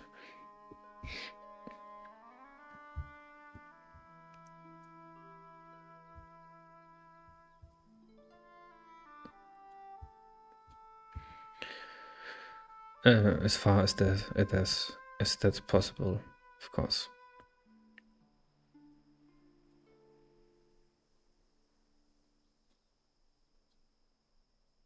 So this is the... Oh, thanks. This is how I was about to talk about the terrain. Let me restart. Oh, the menu font is blue as well. That's funny. The texts. So yeah, this is the better looking terrain. I'm actually not sure if I've showed this on stream before. This is the lower edge of it, at least. can't get to the upper one, of course. Restart. Is this it? Yeah. So this is I went through. Can I stay alive for a couple of seconds, please?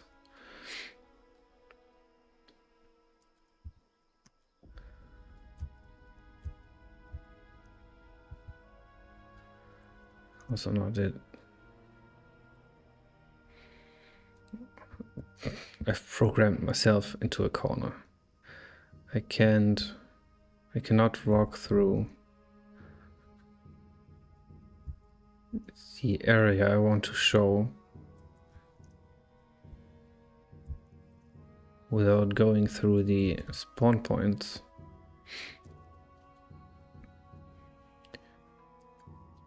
Because I've decided to block all the ways when I start from the editor. Damn it. Maybe I can undo that. That is path, something fox, and I'll just don't do that. Is that here? Yeah.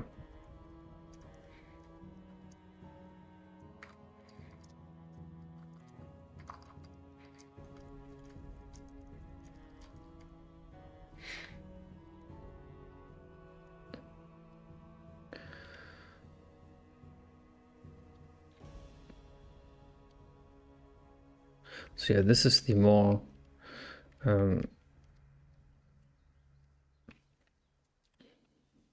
rounded terrain. I went through and I broke all the long lines and the ledges, and this, yes, looks much more natural.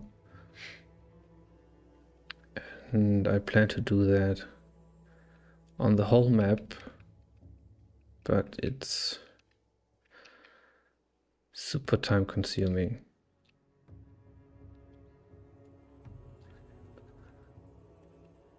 So I'll do that while watching videos or something.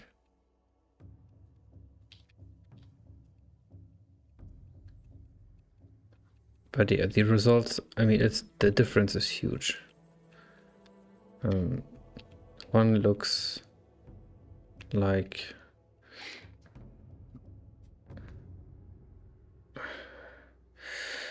it looks like the one looks like from the NES and the other from the Super NES. That's the only way I can just describe it.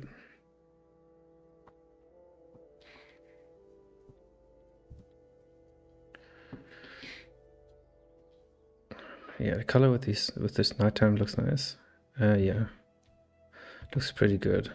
I have to turn the nighttime off when I'm inside, or I think, to get the correct contrast. Does that make sense? I can actually do that, I think, pretty easily.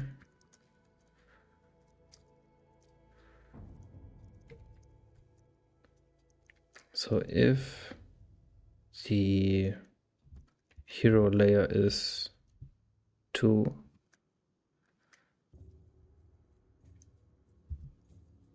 that's 1.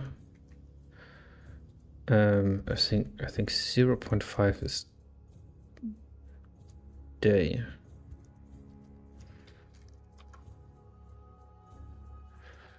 True.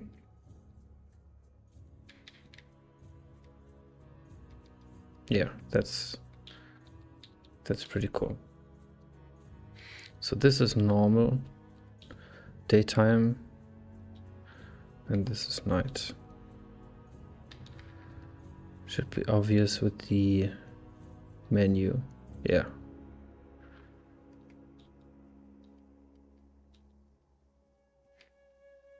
But what's not correct is the light map. But that's, I think, Why is that? Because if I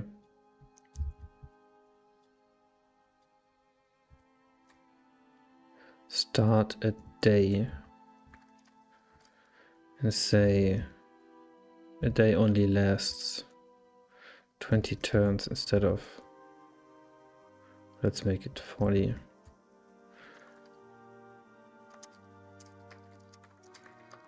Instead of 2000, then the light map should work correctly. It did earlier. Oh no, it dies. Did I do?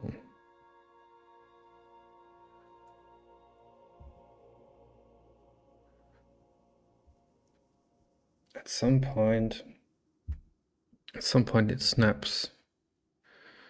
So this is correct. But then, yeah, it gets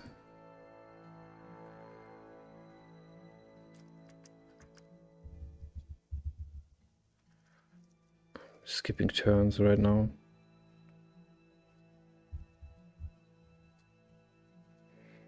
What's going on?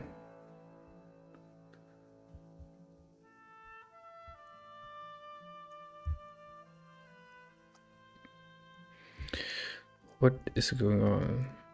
Did I screw up this function?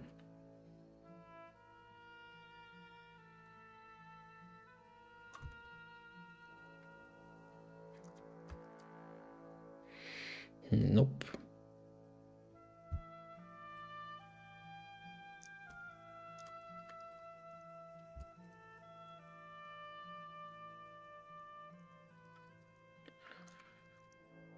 Okay. Next tangent, fixing the light map.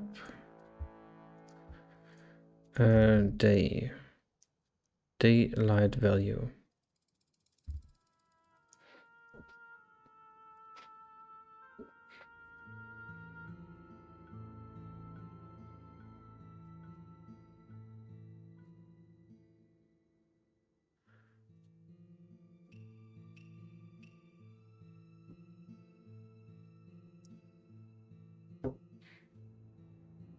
Okay, I mean, this makes sense.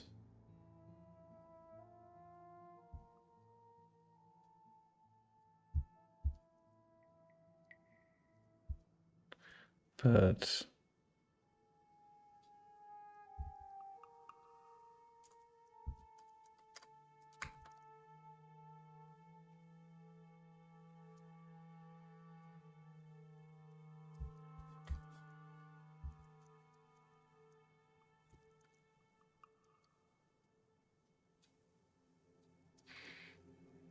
if SI is not 1, what is SI?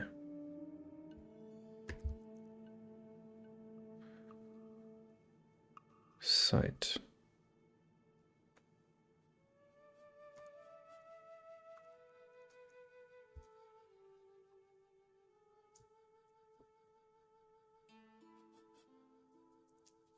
I swear it worked an hour ago.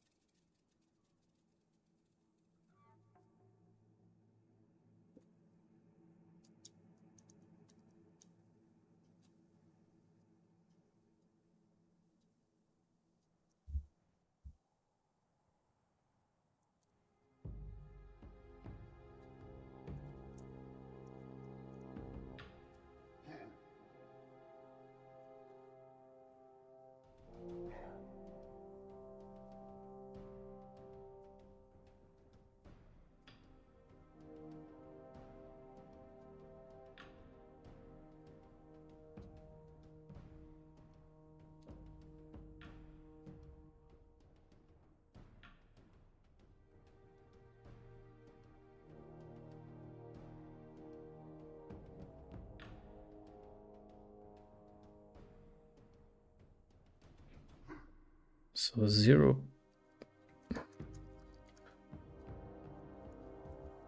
Oh, there was plus 0.5, no?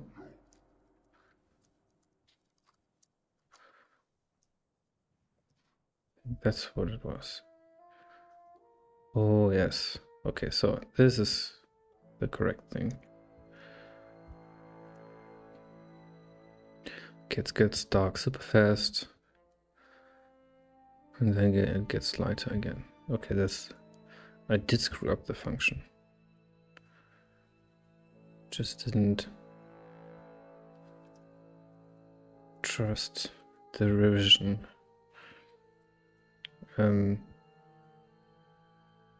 Okay, so an if. Let me see the interiors. There's an interior, please.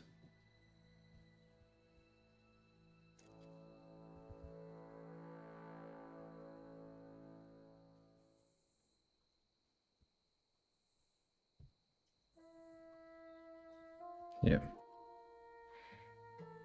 Okay, walking around, super dark. Come in. It's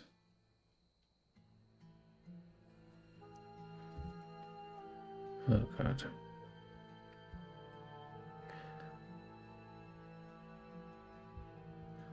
I think I need more interiors. Okay. Pretty dark. Go in, it's light.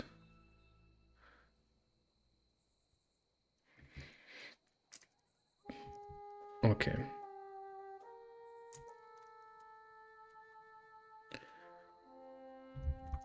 So I can reset this to the 2000.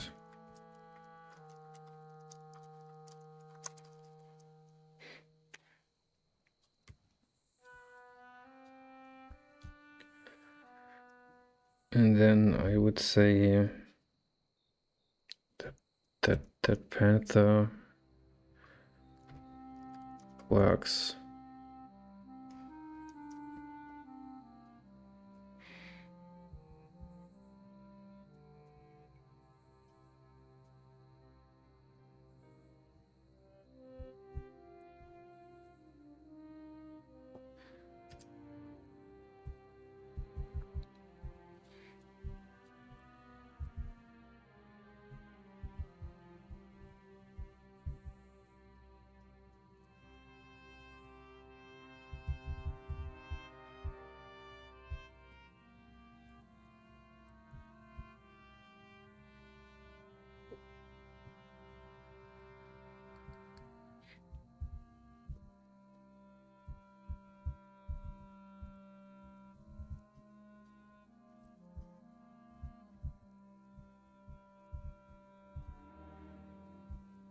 Oh, that's bad. Four mobs in one corner. And of course 2 traps. 2 unavoidable traps.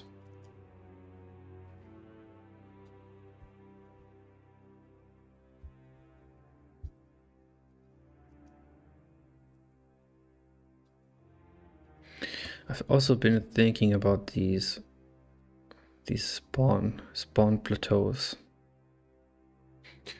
I like them much more than the others. The alternative, which is just plopping some stone tiles in the middle of the path.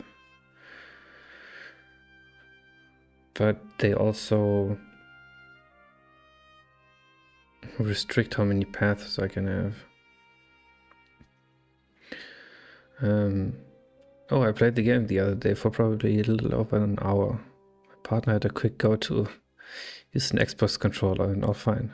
Nice, thanks. That sounds good. Did you have at least a bit of fun, or was it all just frustration with how hard it is?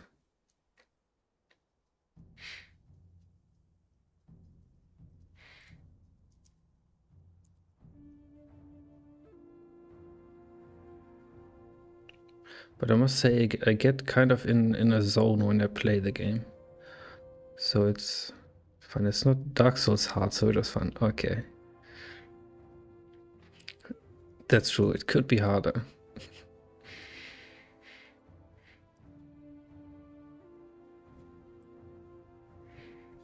I should add bosses and extremely slow animations, extreme slow dying animations. And a flask you can drink from 3 times or so.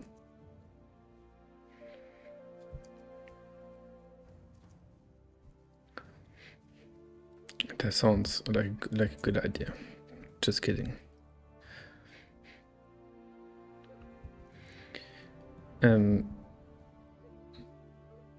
Okay, Panther, what else?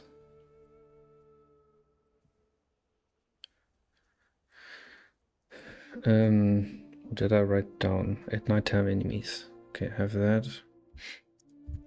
Let's check that in.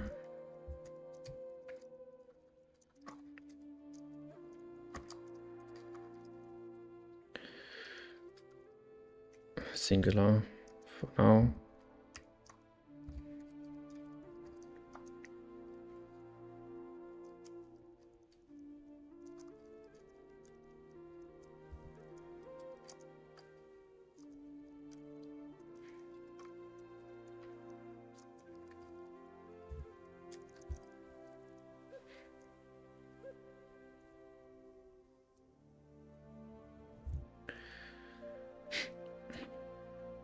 I think I spent most of the time just exploring and restarting to end up at a new patch. Traps were the only thing that had me go, oh fuck. As I kept walking over the same ones that had already sprung. Yeah, I changed that. They only trigger once now, and then they are dead. So that's because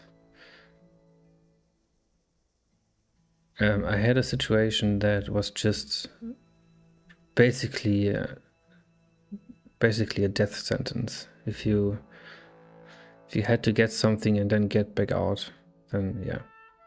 So yeah, they only, if they've sprung once, either by you or by another mob, then they are gone.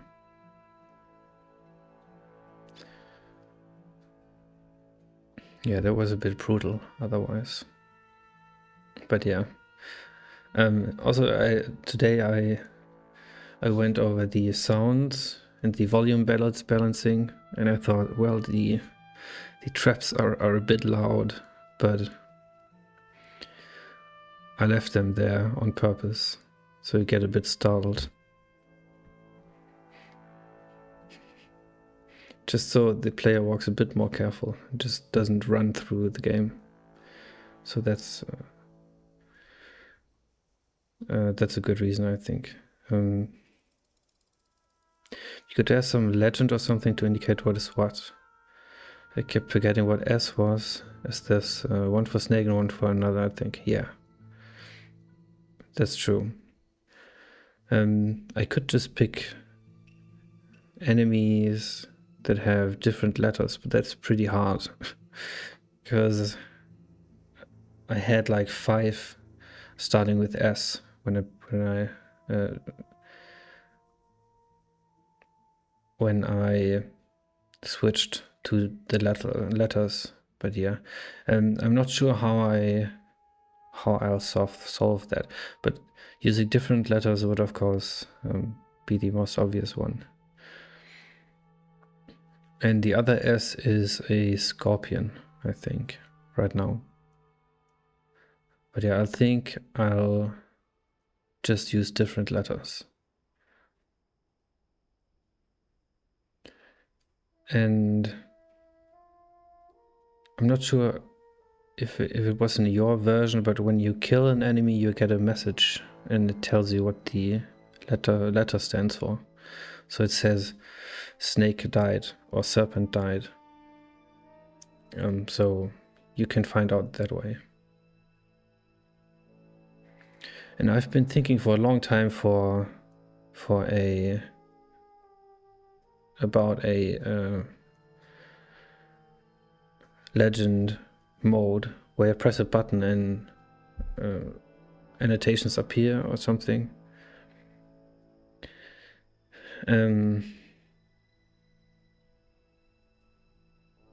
But that's a bit awkward.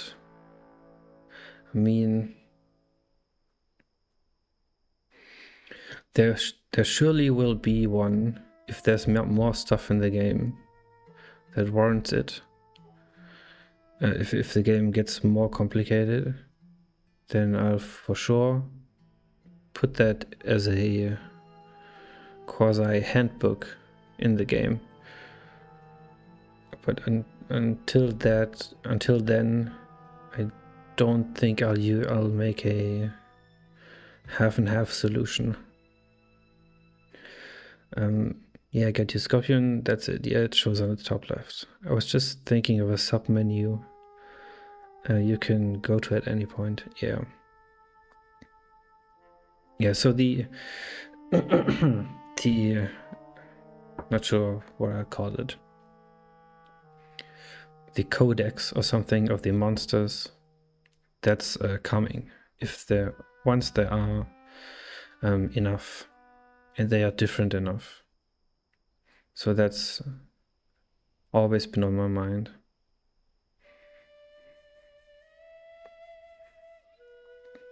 Codex sounds good, yeah. Maybe gamifying it.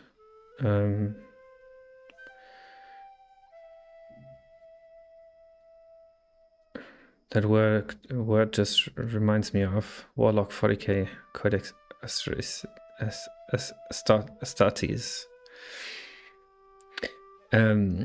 Is that the short film series or something?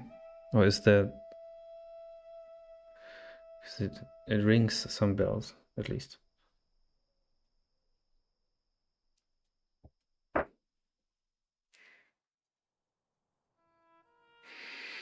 thought it was a short film, yeah, okay. Yeah, then I know what you're talking about. Codex, yeah, I mean, a Pokédex is exactly that. And you could gamify it that way. Basically, the codex is overarching, it's meta. So you fill it up by doing runs, for example. A fan made one all by one guy, and then GW eventually hired him. And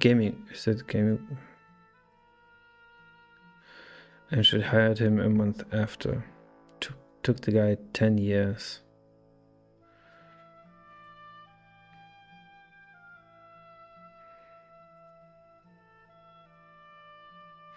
That's crazy. 10 years. What is GW? I'm sure I know it, but I like that idea of the codex to gauge. Yeah. Gamers Workshop, the people who own Warhammer, okay. I was thinking Gaming Wizard. Oh, Gamers Workshop, okay. What was the Magic the Gathering? Wizards of the Coast? Or is that Baldur's Gate? I think that's Sword Coast. Just all blurs together in my mind. Yeah, so I'll postpone a explanation of the game symbols until it's really required.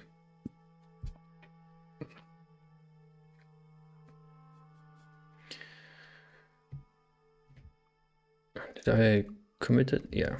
Okay, so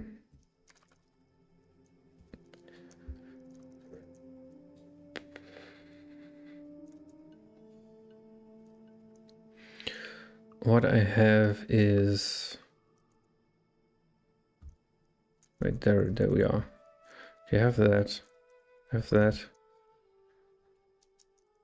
Add back pushing of stones. Let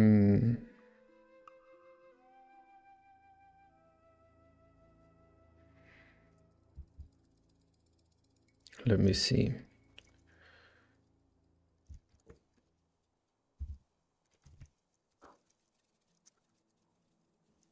Push entity.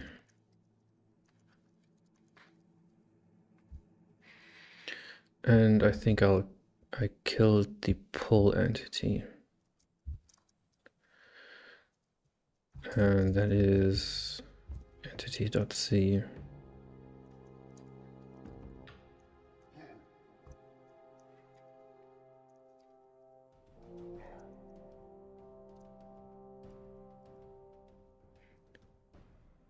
Okay, I mean, pulling is just pushing it the other way. Okay, let's think about that. I want to, well, what is the reason? I want to mix up gameplay and slow down the player with, well, there are, I believe, I guess, several ways to do that. But I was thinking about adding super simple puzzles, more like obstacles. I had pushing boulders in the game for the longest time, till I threw it all out. But that's pretty simple to implement. So the idea is that you get blinded and then and then you die. Oh my god. Okay, you walk up to a stone, you press the button for shooting, and while you've pressed that down, you can walk backwards this way, and the stone to my left would have come with me. And then, so basically, you can push and pull stones by holding the action button or the modifier button while standing next to it. And what that enables is,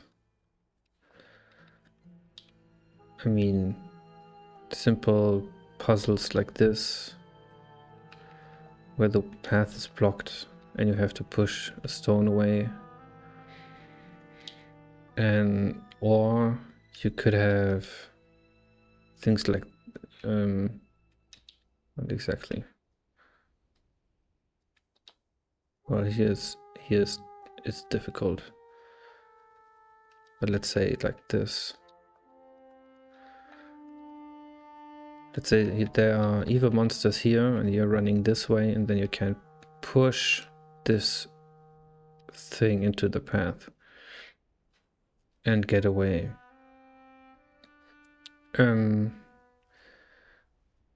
Because it's pushing and pulling, I'm pretty sure that you cannot lock yourself in.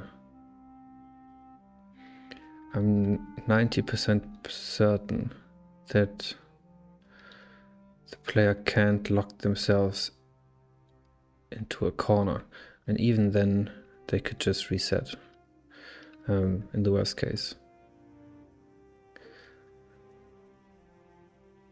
But that's, I think, something that would enrich gameplay. It would allow the player to change the world, the static world, and it would also add a bit of tactical play, minimal tactical play. And all I would need to do is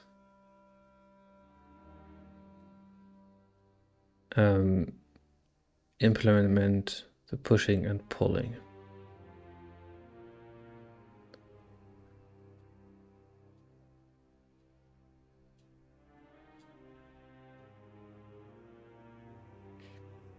And then come up with little puzzles like this all over the world that just block the player a couple of seconds.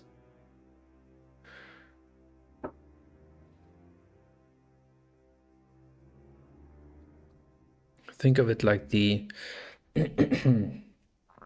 the super simple spin the pillar puzzles from Skyrim, but even simpler and a bit more obvious.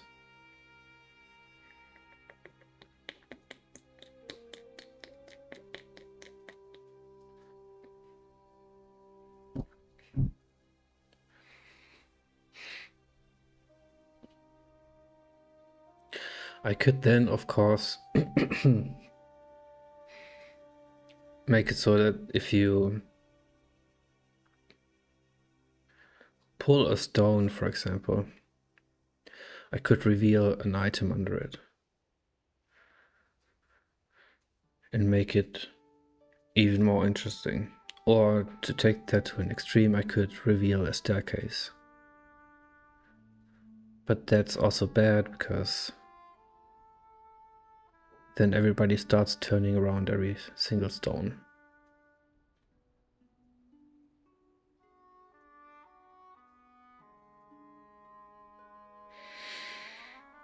And yeah, there's a choice here. Do I make every single stone movable? Or only specific stones? That is to say, a stone of a specific color. Let's say it's more brownish than this one. So all the movable stones have the same color and the immovable ones have their own color, and that reduces the load on the player. But yeah, specific I'd say. Just have a thing at the top left that just says this stone is too heavy or something.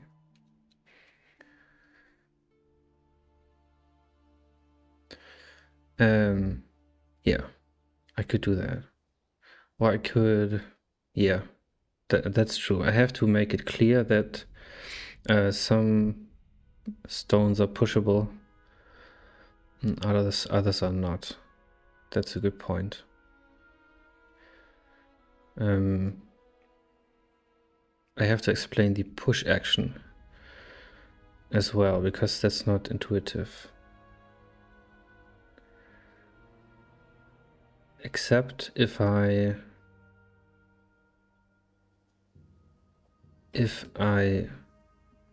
say I walk into a stone, then it gets pushed automatically, but pulling I have to press a button. That might actually be better, because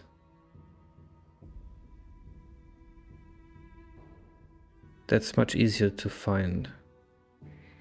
So someone that plays the game and just ever found the pushing mechanic and not the button, because they never care to look at the manual, then they can still play the game.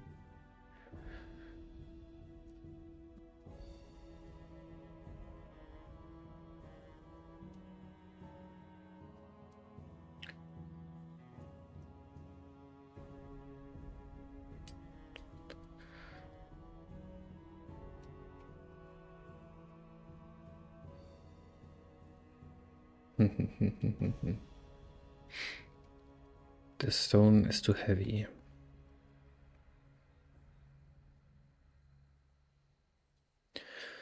Yeah, I can just make the stone vibrate if you try to push it, and it's one of the immovable ones. That should be clear enough. Let me just paint one in. Let me fake a stone. A movable one. I can also give it a different shape.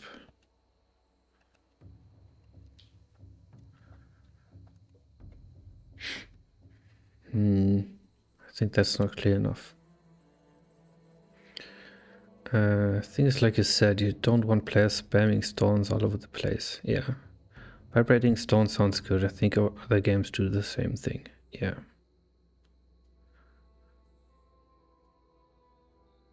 I mean, is that enough? I think so. I'm always kind of thinking about players with some form of color blindness. And I think the value is, well, the more brown one is basically a bit lighter. So that might be recognizable for someone with color blindness. But let's look. I have other stones.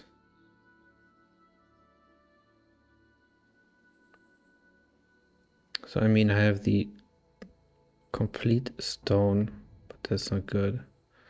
I could reverse the chipped edges of the O. Let me just pull this down here.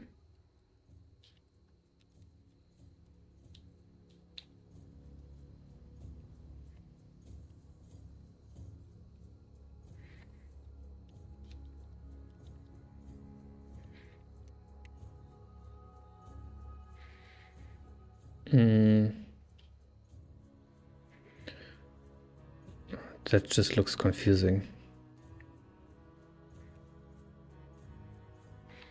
Let's try the...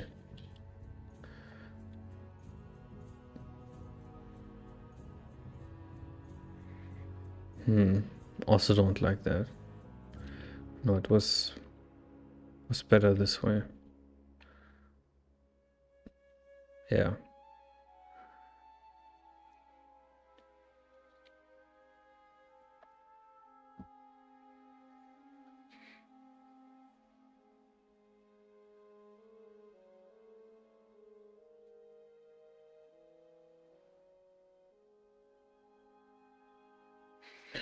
What would be better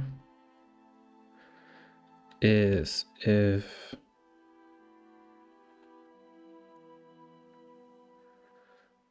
they have the same color as the background, maybe. That might also be...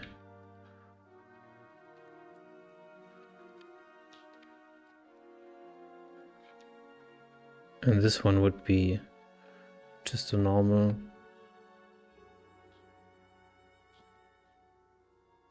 stone. Yeah, that's much clearer.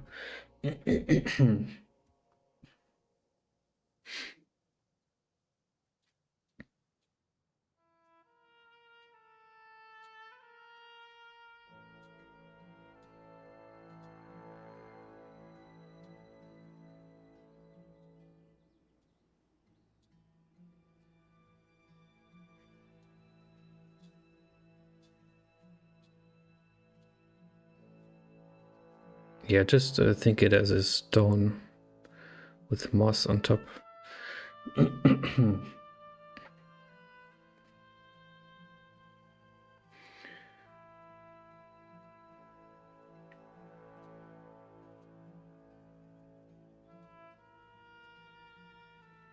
And yeah, I think just moving these special stones is much better.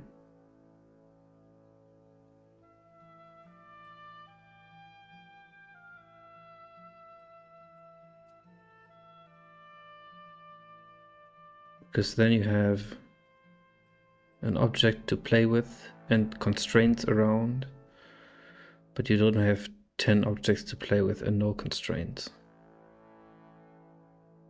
Or very loose constraints. This sounds much more fun.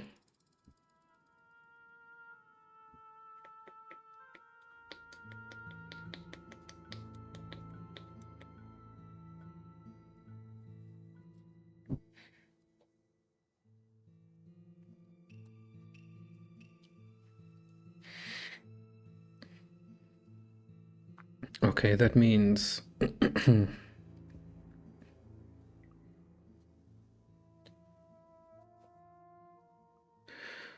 all stones take on the color of the tile, and then I'll call the, as before, the special stones, I call them boulders.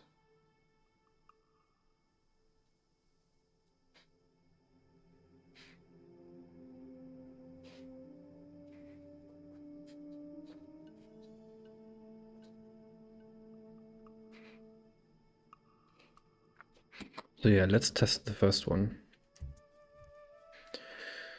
And I do that in very.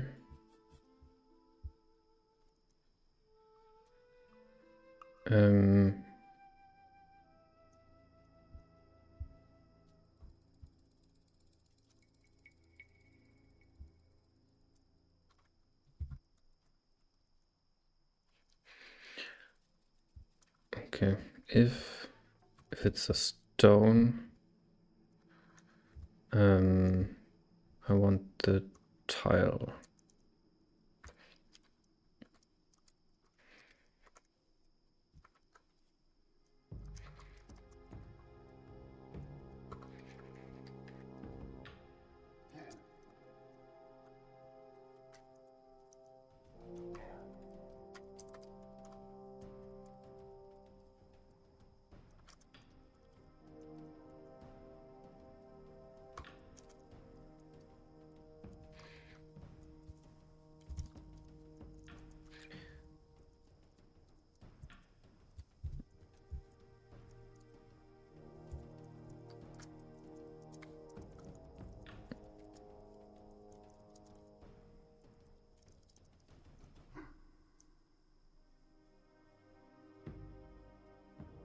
Okay, there are some green stones there.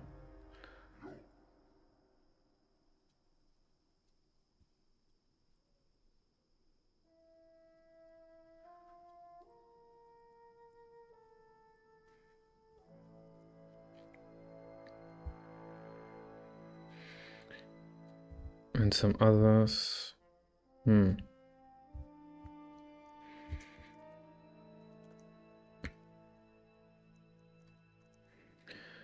Yeah, that's not working. Need to put them.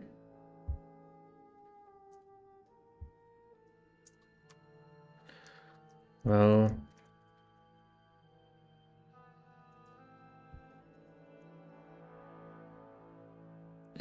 better than nothing.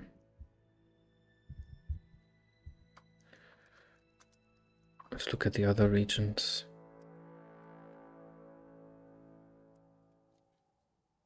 Oh, there are no stones here.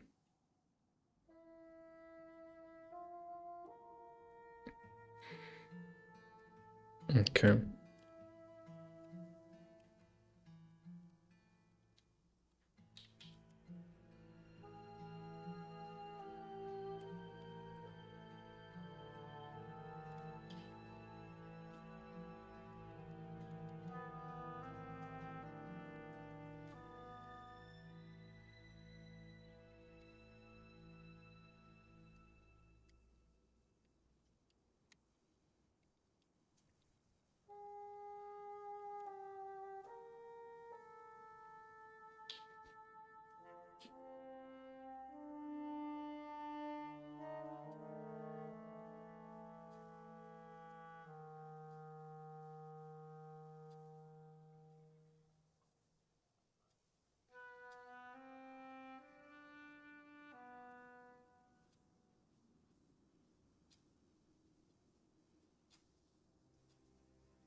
Yeah, I don't think I can go by color.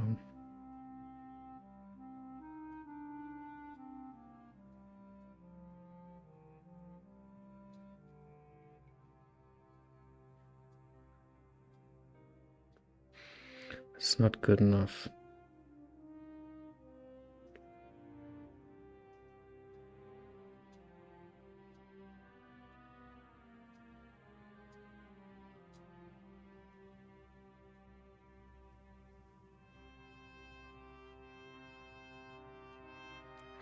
It's not different enough. Let's make the boulder.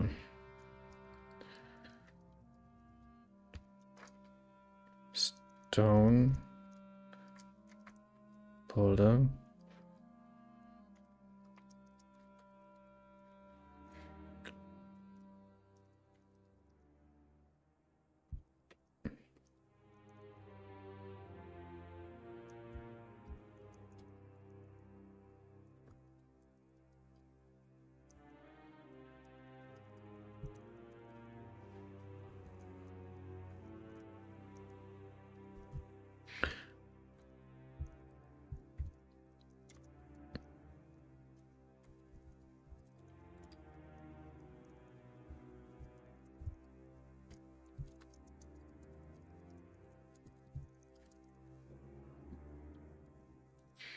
Okay.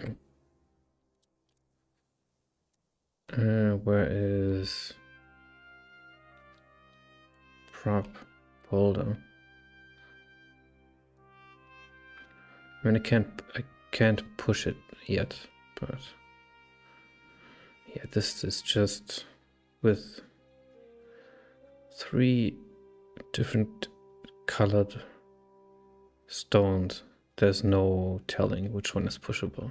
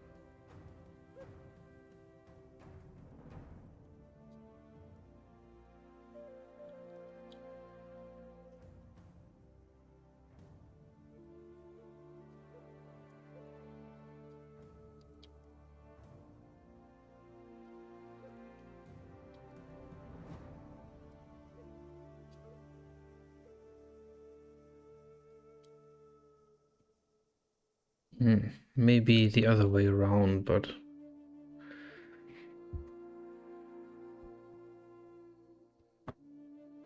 I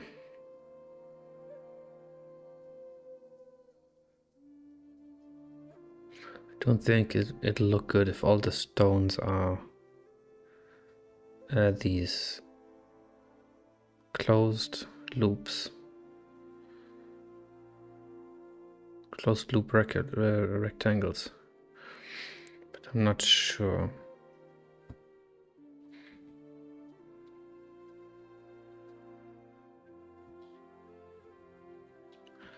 I mean, look, which one looks more pushable?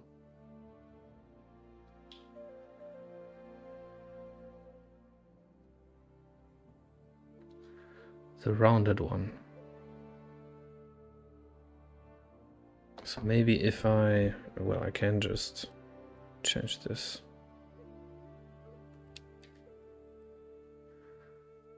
Where's the O here? I think they are. Oh, they are not.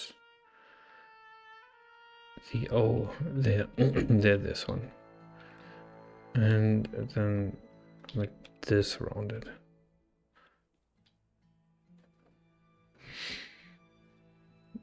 Is it just...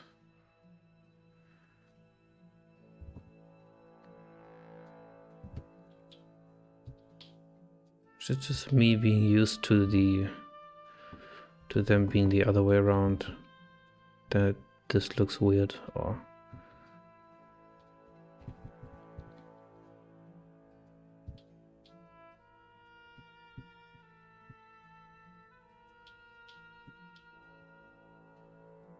Yeah, this definitely looks like something from a sci-fi film, but not boulders.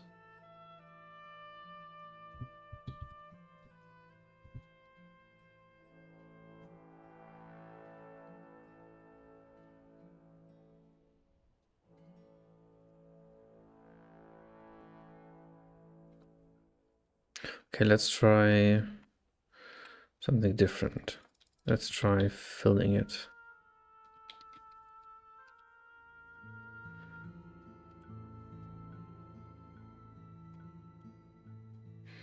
Oh, that's worse. That is worse. Flipping it the other way. No. Okay, what else can I do? Let's look at the others.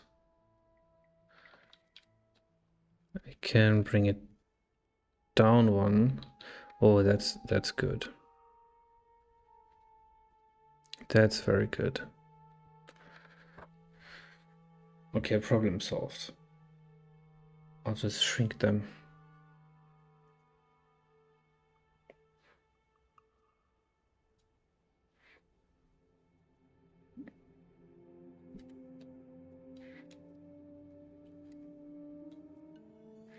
And I mean, I like the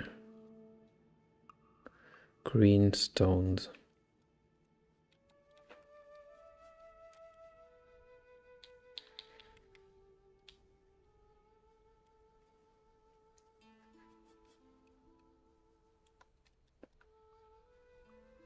I can leave them like this. Let's just leave them for now. 2 boulders here. That's fine. So let's add the pushing code. And I'll do that with, that is, use entity.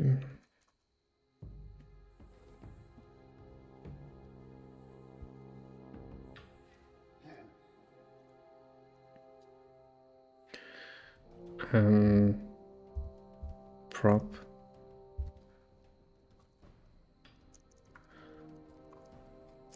boulder.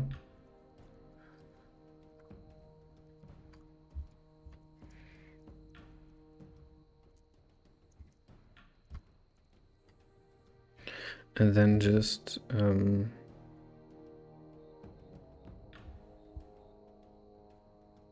push it.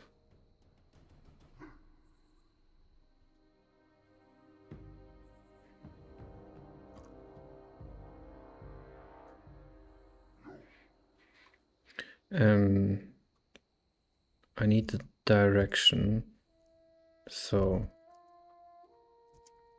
that'll be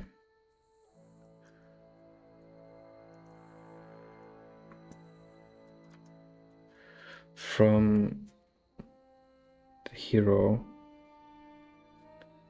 to the thing.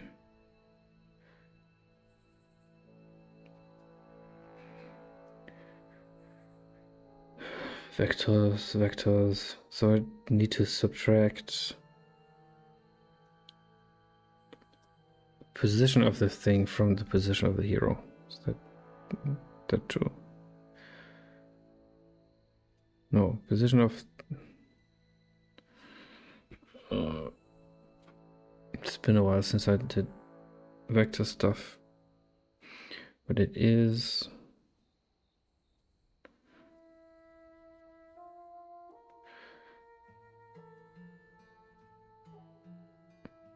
yeah, subtract the position of the hero from the position of the thing.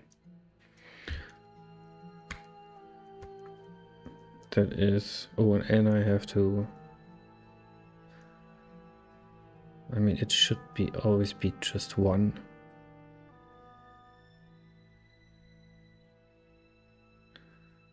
But I should normalize this.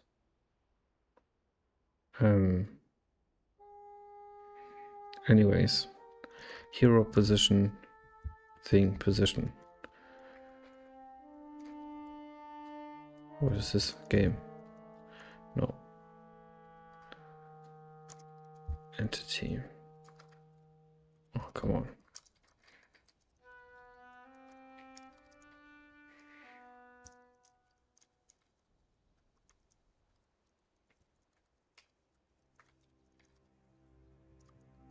Do I need to return something? Turn 1 of a turn should elapse, yes.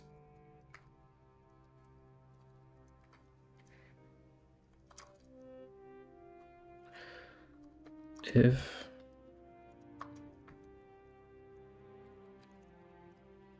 well, actually I need to check. Oh, I know, I already checked. It is a boulder.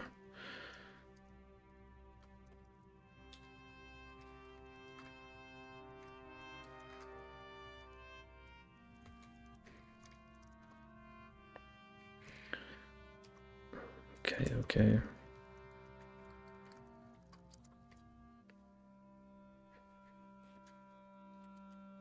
Okay, give me something to push around.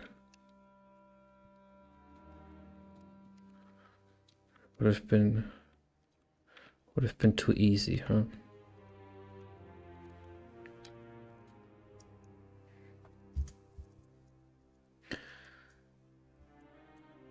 Is it a prop? I think it's a prop.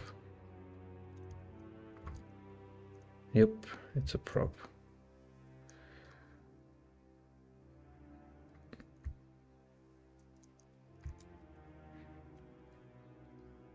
Check if position is free.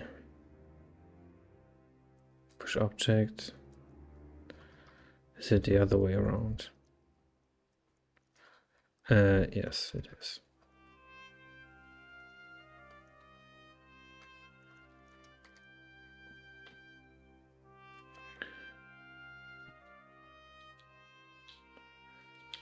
Pull a boulder.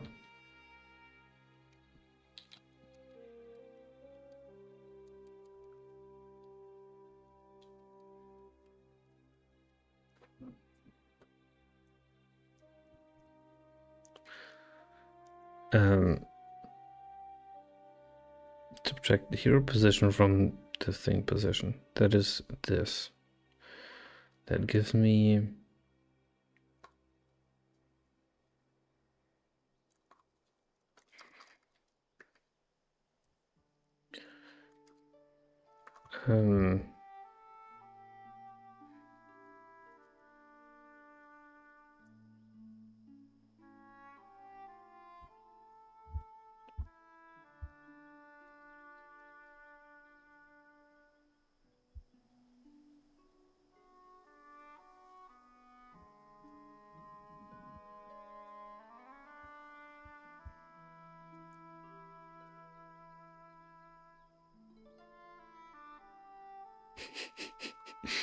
broken question mark.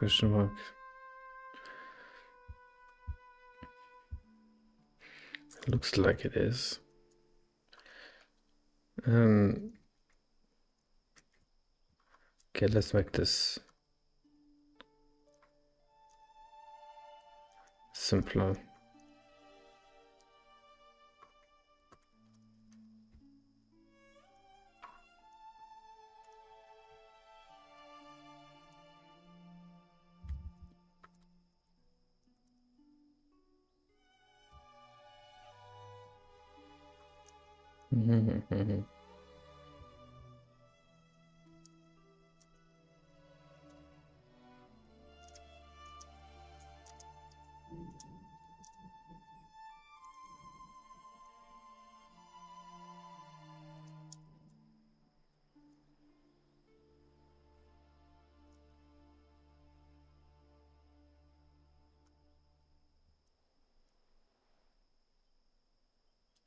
Okay.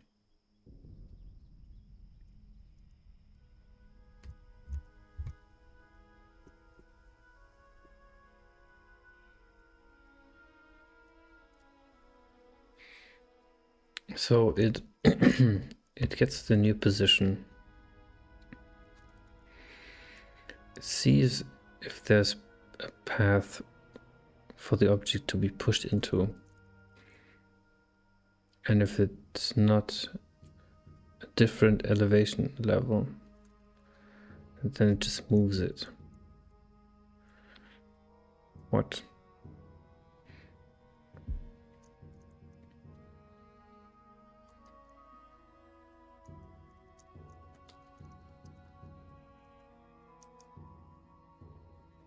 That's super straightforward. What am I missing?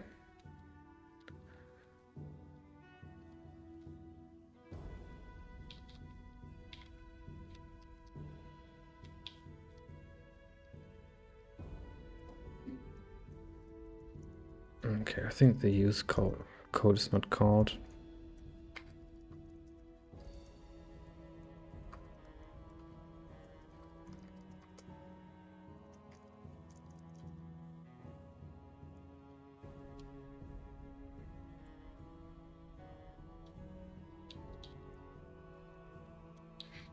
Yep.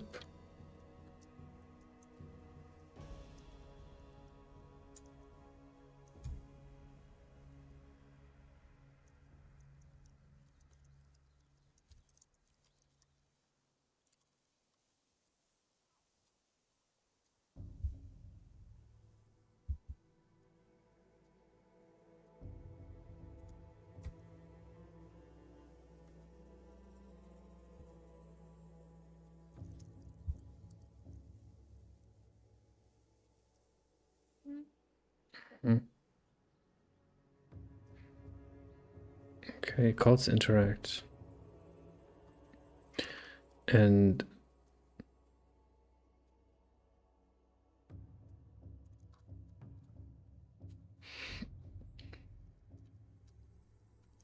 calls use.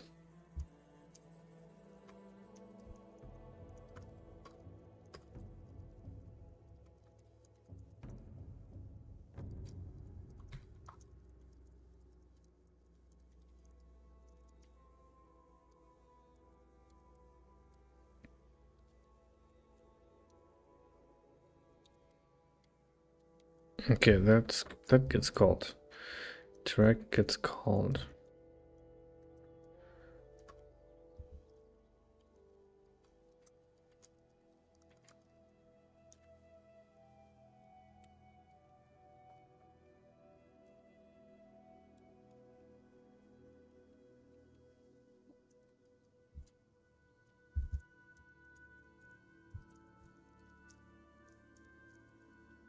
But not use.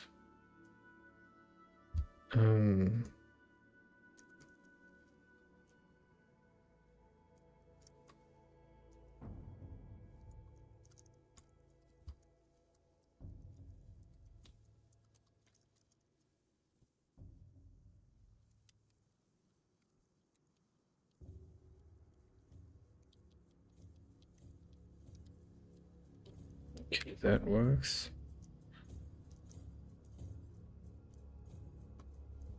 But not this.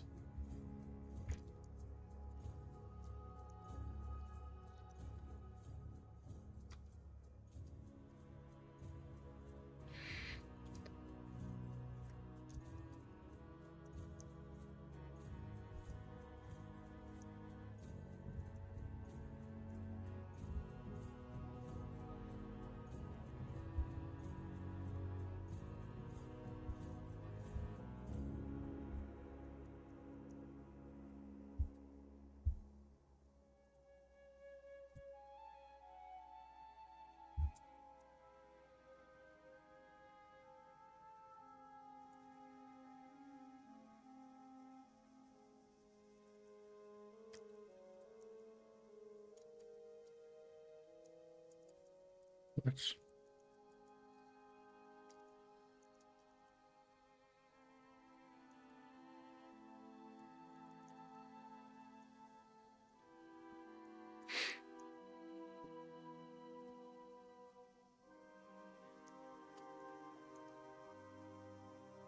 Okay, I get it.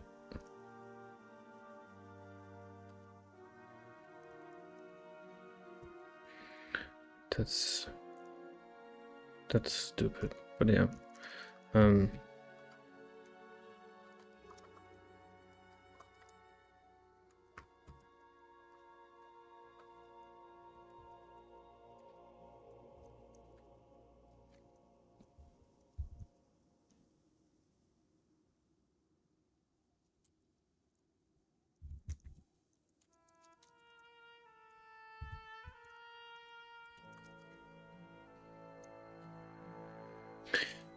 So yep, it was just a object type problem.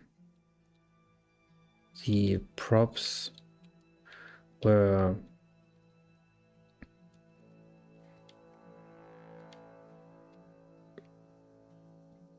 so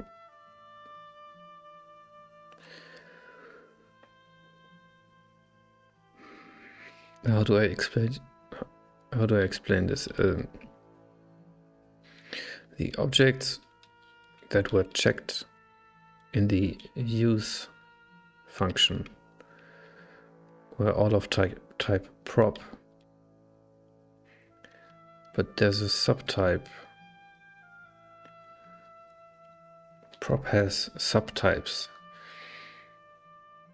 and all the subtypes were checked, but the boulder is not in a subtype. It is just a prop without a subtype. It's stupid, but it works now.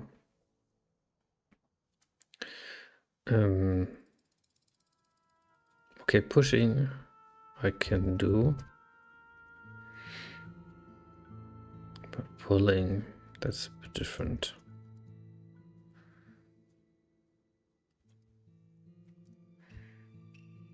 Also should turn the 0 here.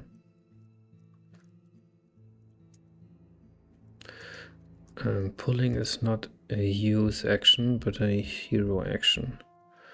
So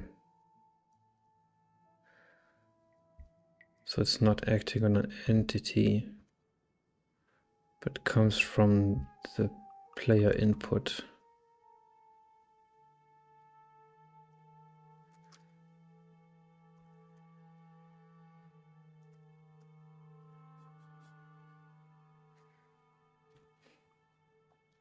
I'm lost. Where's the player input? There it is. Okay, I have action take.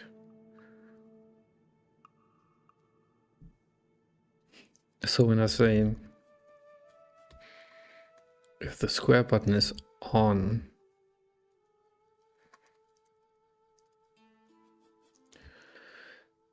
and the D-pad is just pressed, then do the pull action. Oh, actually, that's exactly what throw is. So let's look at throw and say if, well, okay, there's a conflict. What if I want to shoot the bow, but I'm standing next to a boulder?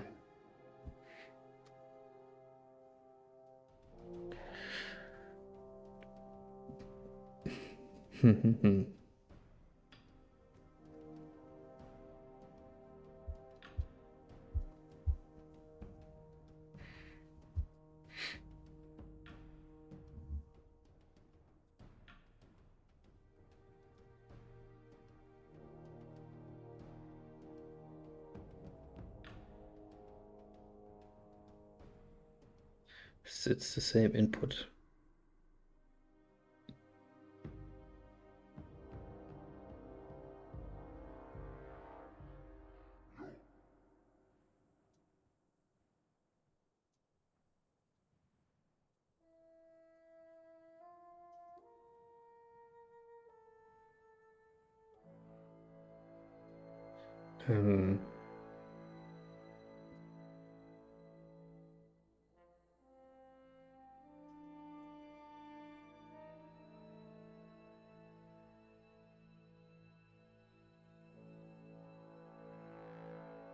I could move it to the X button on PlayStation, that is. That is, what is that? On Xbox. A? Yeah, A button. Because A is... What does A do? A is just menu.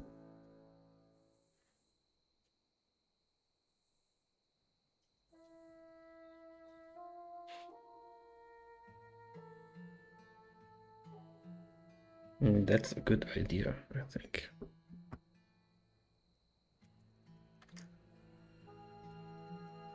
So this is not the square button, but the cross.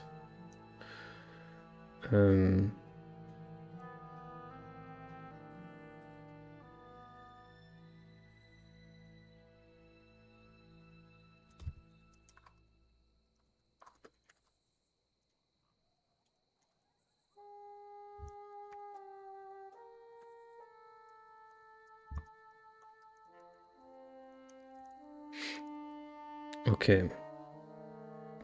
Pull action. If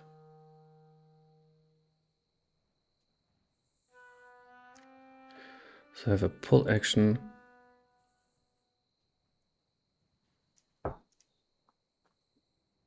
Away from the boulder.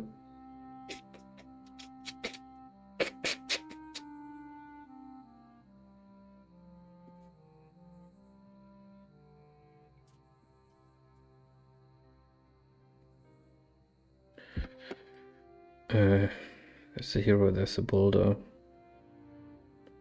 Press in the other direction. That means I get...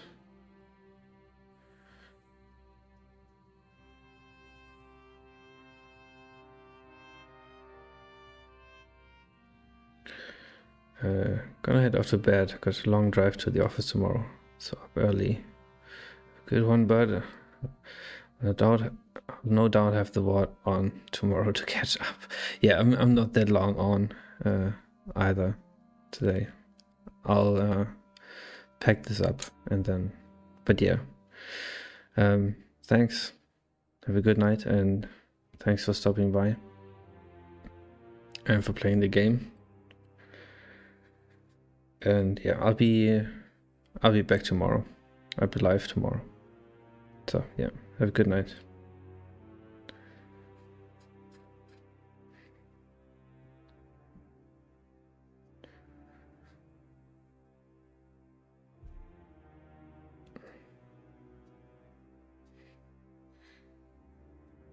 So I'll just have to multiply the vector by -1.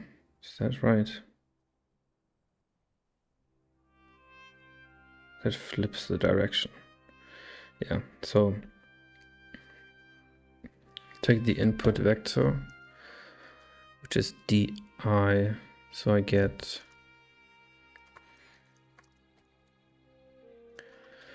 d is direction to vector, d is multiply, actually that's scale, do I have that? Yep.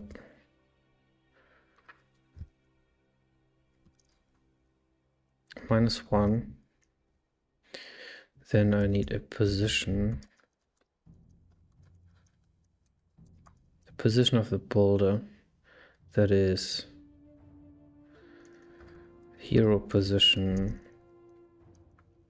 plus the inverted direction.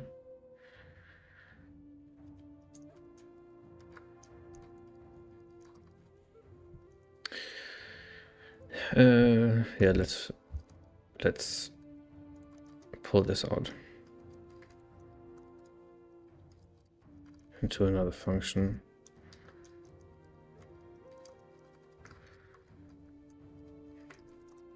Pulls boulder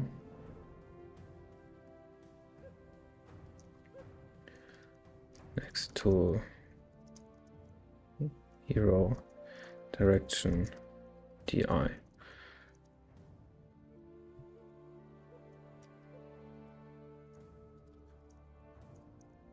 Or returns 0.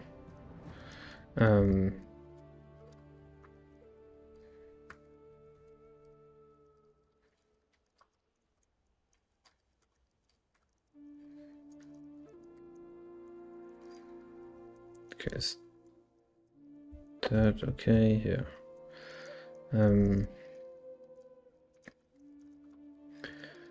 If the entity at P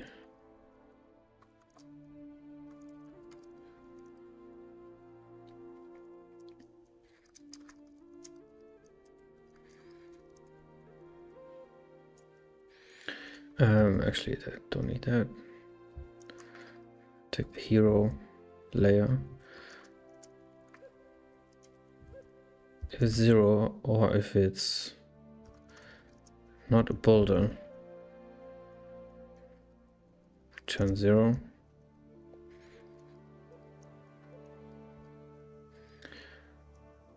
Else push.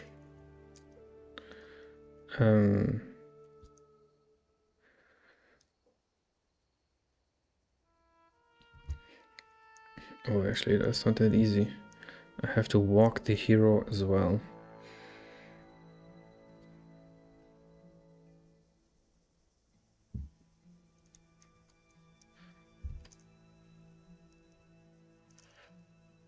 So let's walk the hero in the direction, and then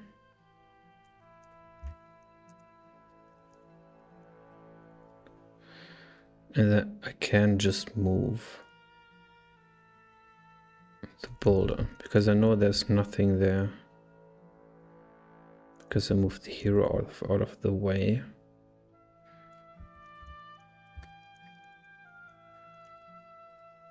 So I can do this.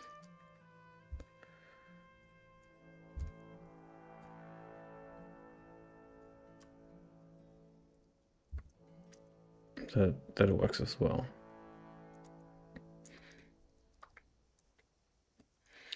I'm sure I've forgotten something, some checks, but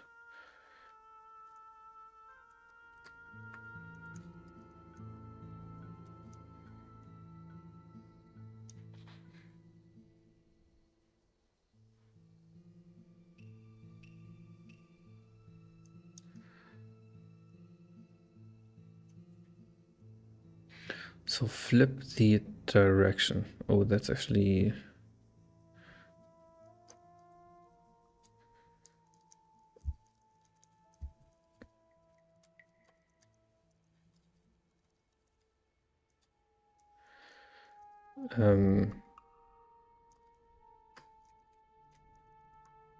let's save the hero position.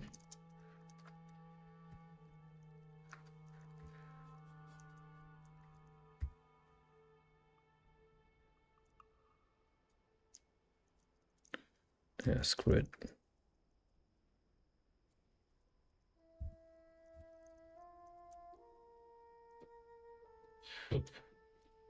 So add to the hero position the flipped direction vector. So I press to the left. I flip the vector and get the position of the boulder. Check if it's there.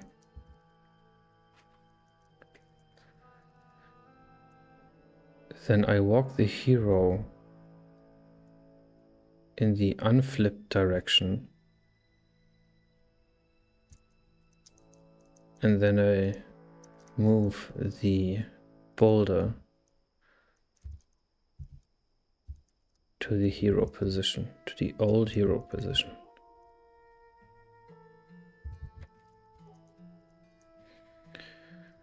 Yeah, housekeeping.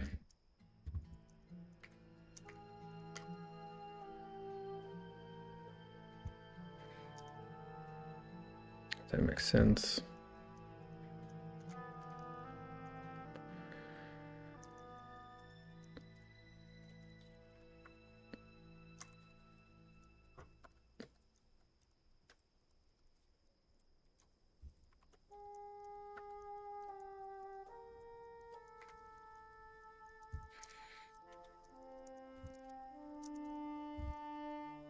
Okay, let's see what I did. Polder. There's a bit of space here.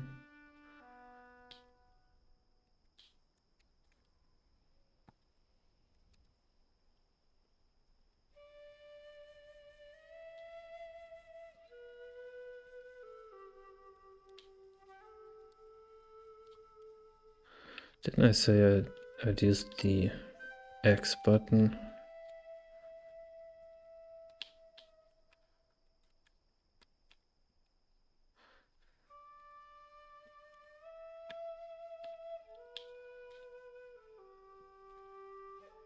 I've caught a deer. So I can't pull.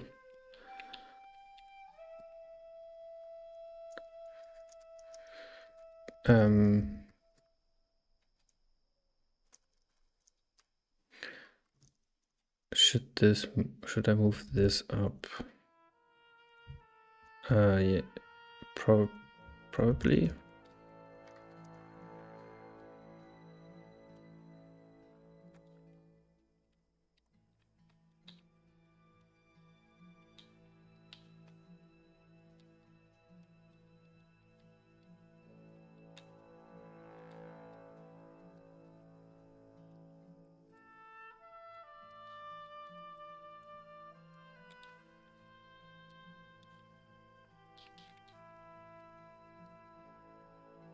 Nope.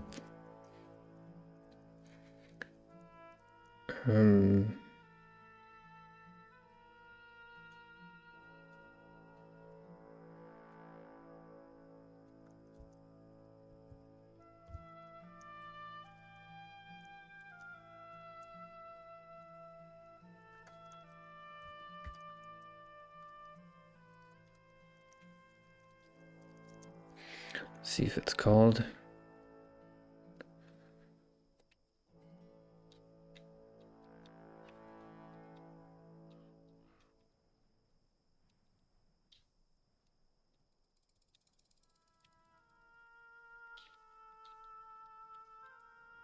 Nope. Not called.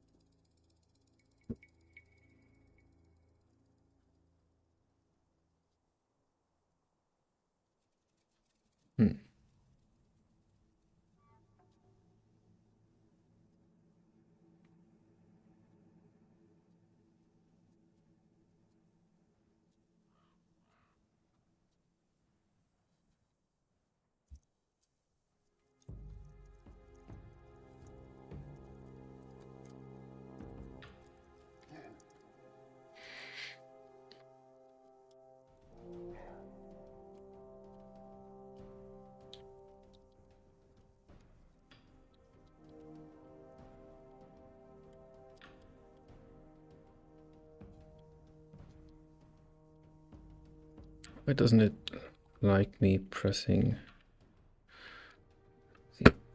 the X button? It does not like this action.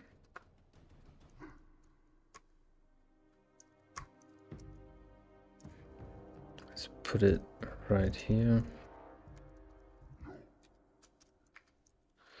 So if the X button is on and I press the direction, that's not that outlandish.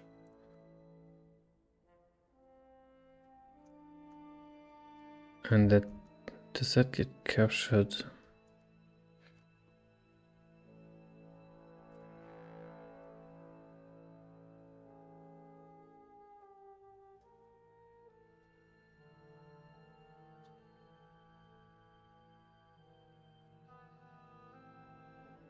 Nope.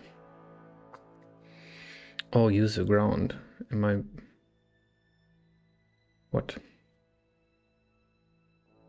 That's use the ground.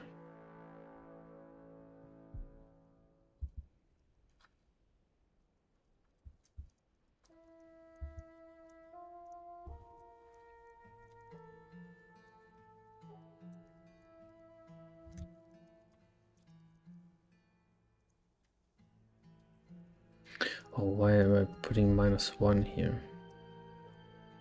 That's stupid.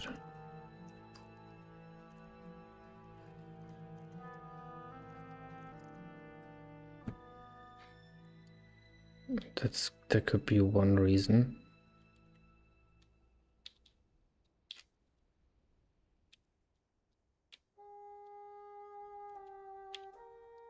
Still doesn't like it.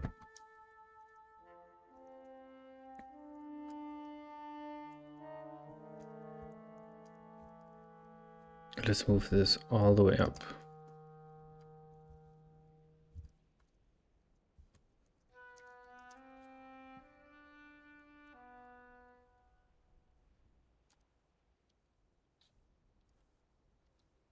Cool, and it works. So it does get captured. The key input gets stolen. And why?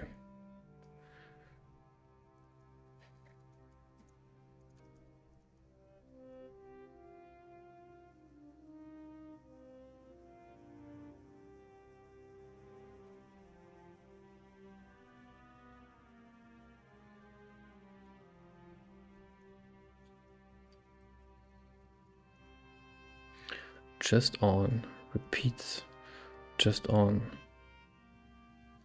There's no holding. Well, maybe because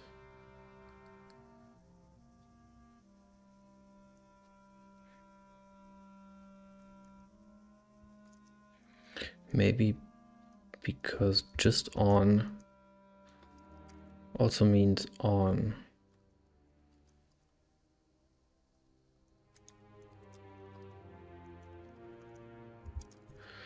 Let's see if the rest still works. Okay.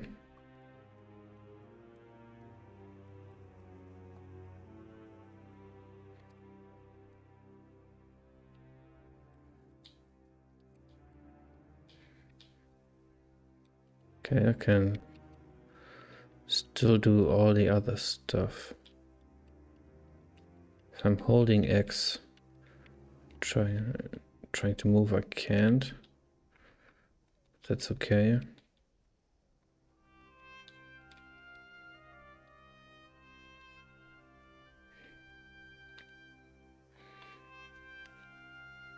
Key repeat still works. Okay, it's all there.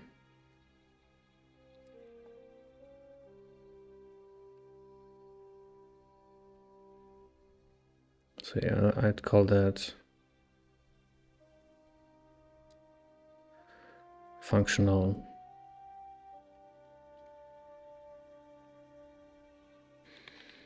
So I can push them, I can pull them. I can run, oh, I can avoid enemies I'd wanted to say, but fooled myself.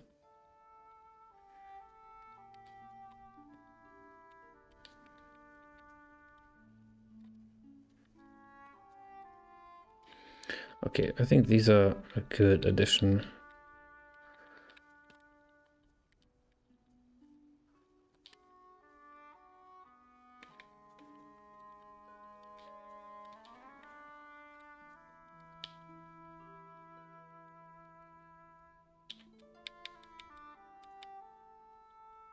Not sure if the hero should move with them or yeah. I mean,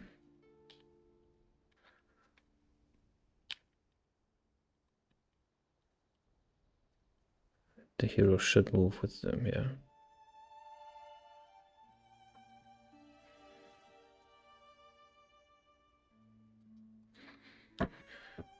Let's see if I can do that.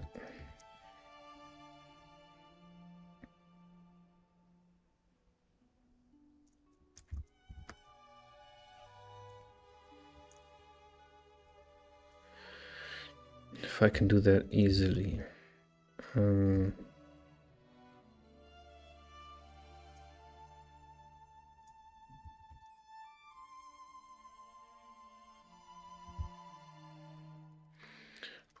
Don't think so.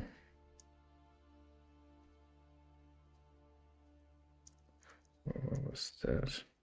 Oh, let's see. Manual interact, okay.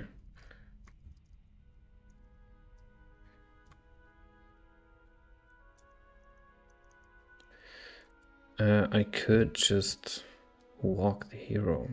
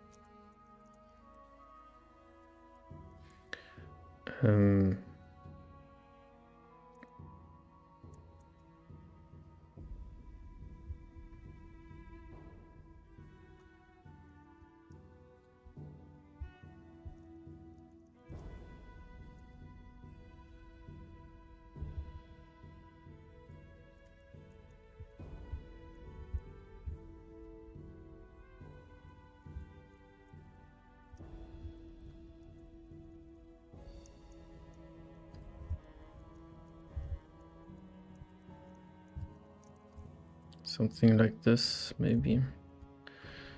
This is... Yeah, that's what I need.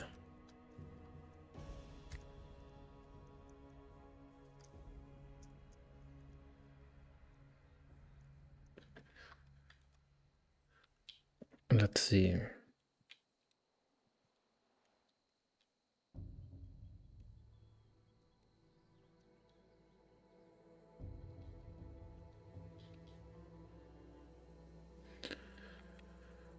Did a turn pass? Oh yeah, turns are passing if I walk into this. So...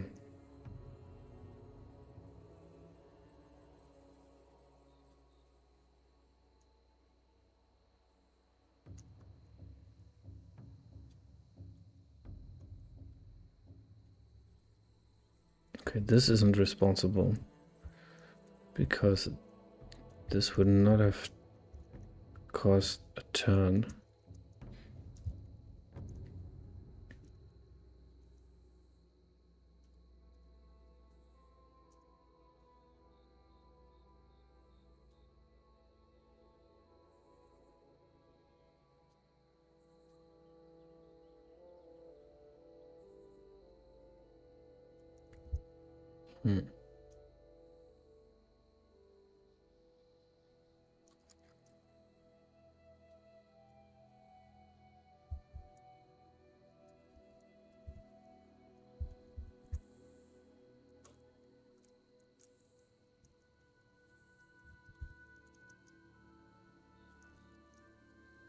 Return use.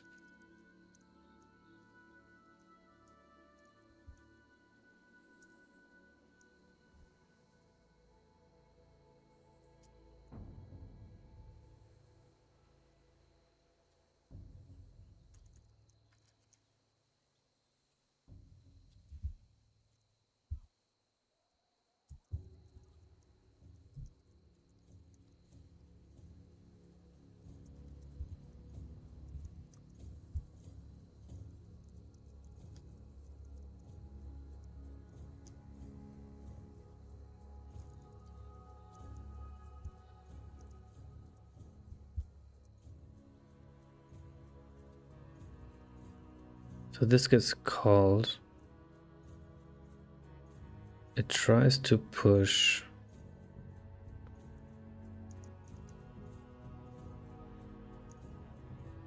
the boulder, but that won't work because the boulder is next to a wall. So this should return 0, which should not cause a turn to occur.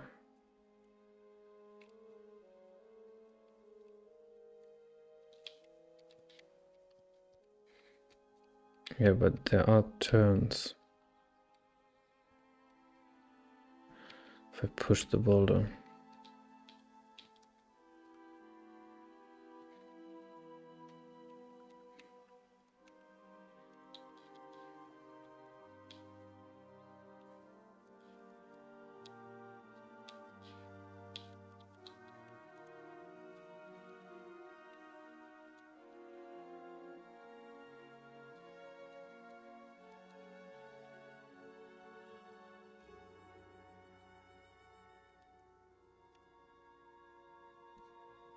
That's an obnoxious puzzle.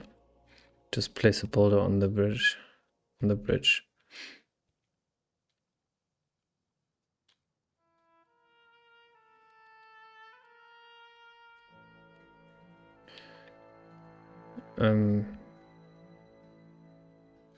So I'm not quite happy with the. Well, first of all, there shouldn't be a turn when you press against the boulder. Second is, to pull it I have to press a button, but to push it I don't, which is weird.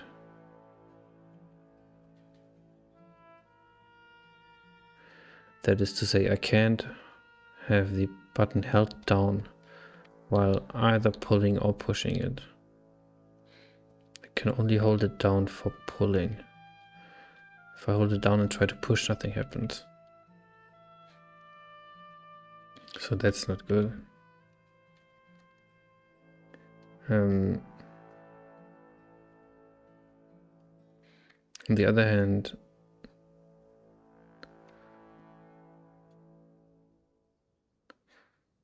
pushing is kind of fun. If I remove the pulling, then the player might get themselves stuck.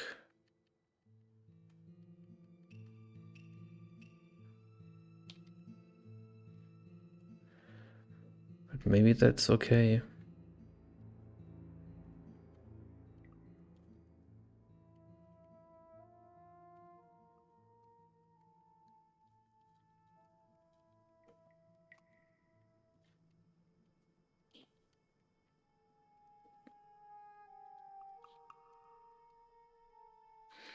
I'd have to figure out if I can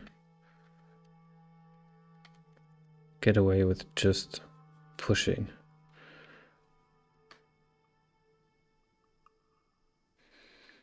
And what happens if I randomly place these boulders in the world?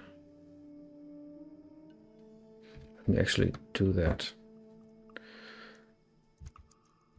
So let's remove the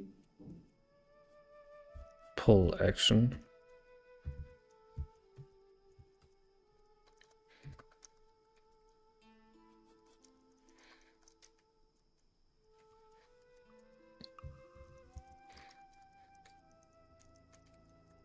Let's go into the... where is it?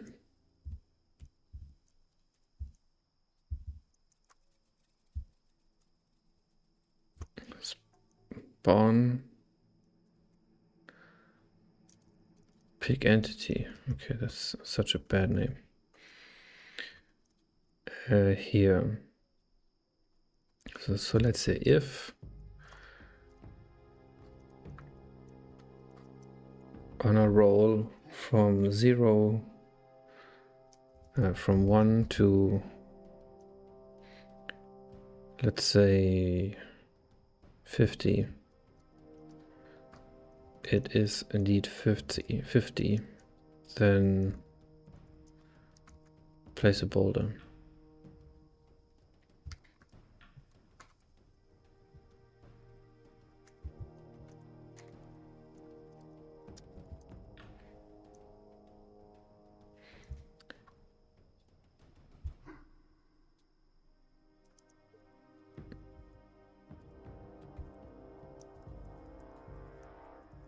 Okay, then like this.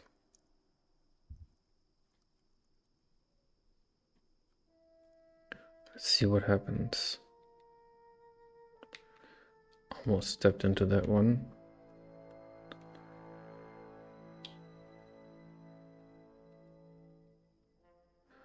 Okay, I don't see any boulders. Oh, come on.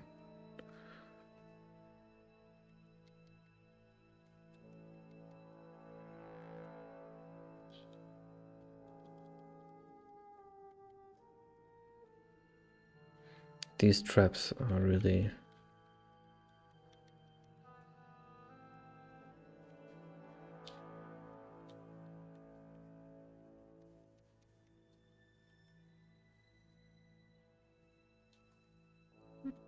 Okay, can I maybe... Okay, there are boulders over there. But why not here?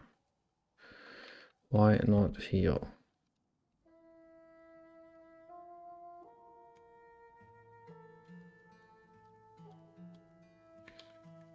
Okay, that's kind of strange.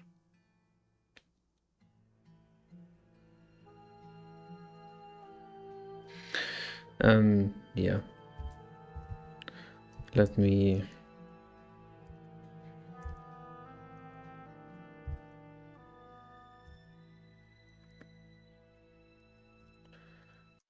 close the barrens. Turn on the music of the game for a bit. Before I end. Oh, that's... Yeah, okay, out of 50. Let's say one of... Ooh, that takes away from the others.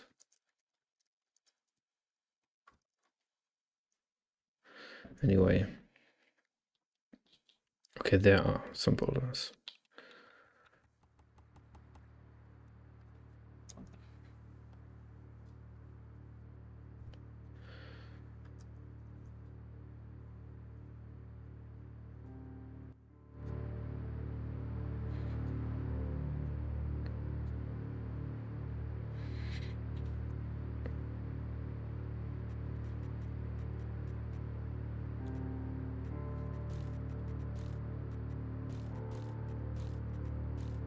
Okay, only pushing.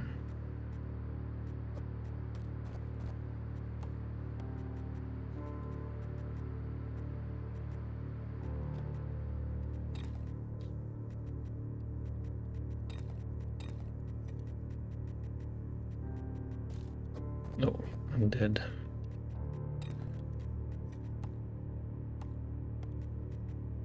Oh, there's a boulder. This is a cool boulder. Like that one. Okay, I don't like it that much. It's pretty scary. That's maybe a good thing.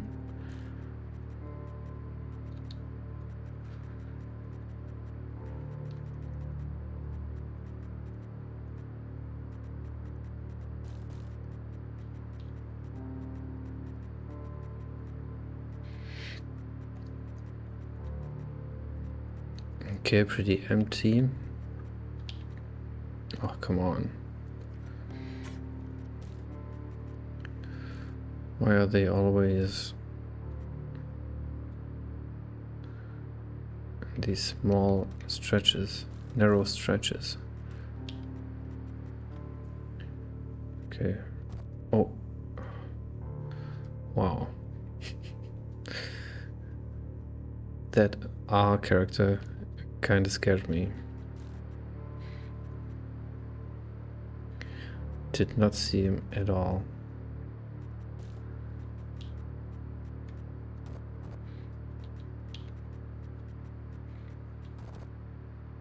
Come on.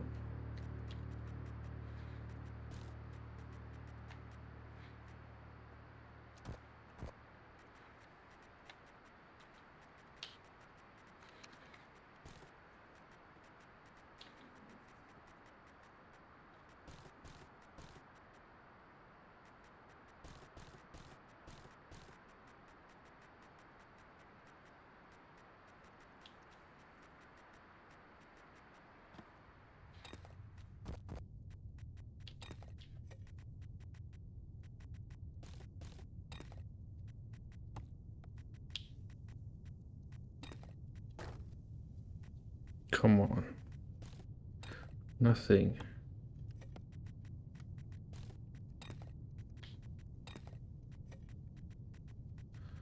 Okay, that's really bad luck.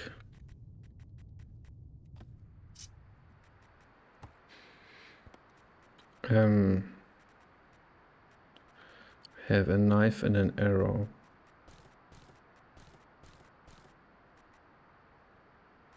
Okay, that's a deer.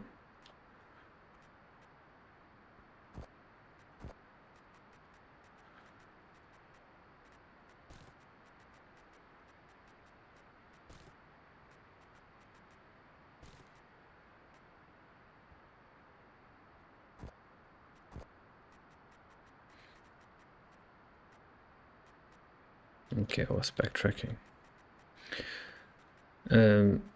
Yeah, it's really hard to tell if you're going forward or backward on the path. Need to fix that somehow.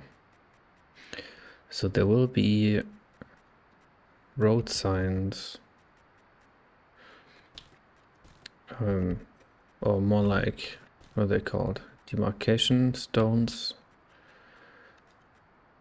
Just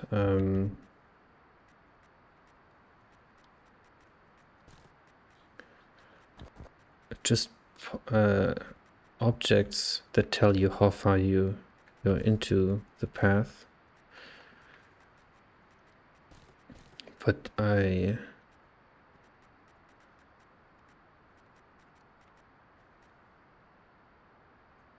yeah, there needs to be something like what they call torches. Let's say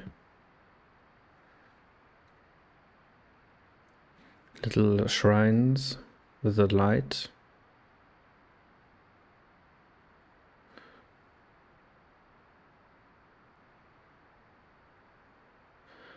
So that when you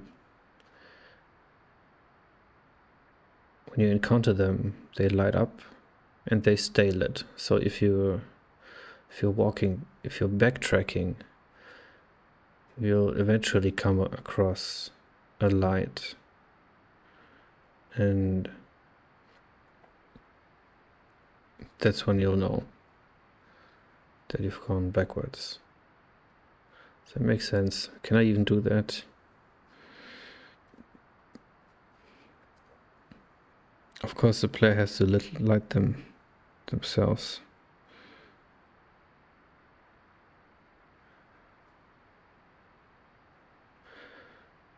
I yeah, won't do all the work, but the thing is they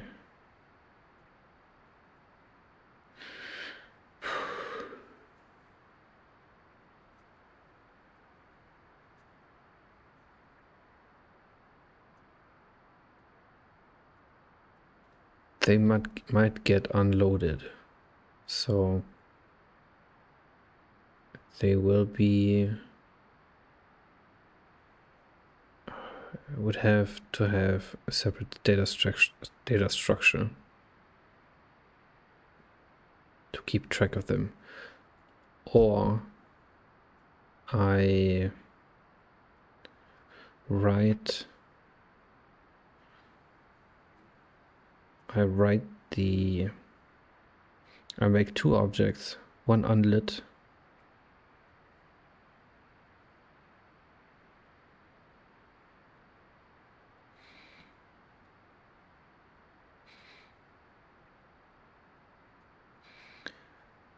and I write the lit object into the tiles.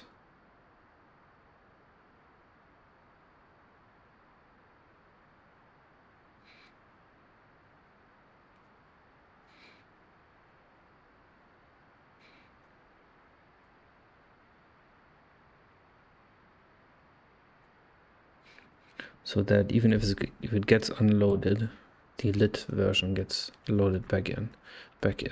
So that's actually a cool way to solve this problem. Gives the player something to do, makes the world prettier, and makes the game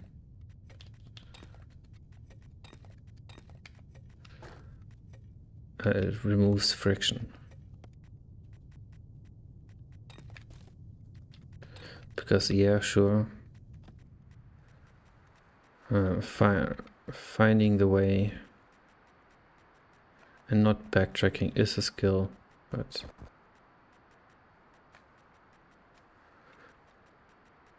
if the whole game is set to be reaching the destination,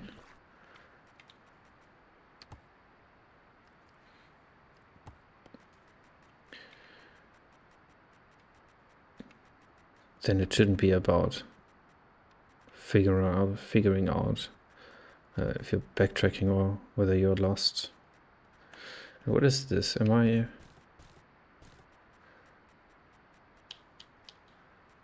always scared that these are dead ends? This looks pretty dead to me.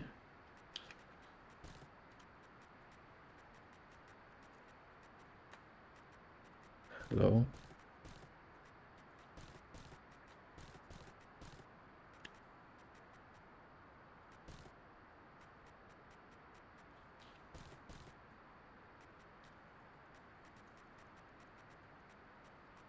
This is actually an uncompletable path.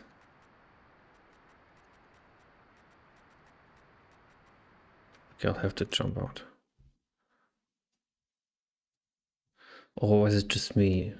Did I jump in from the editor? That might be it.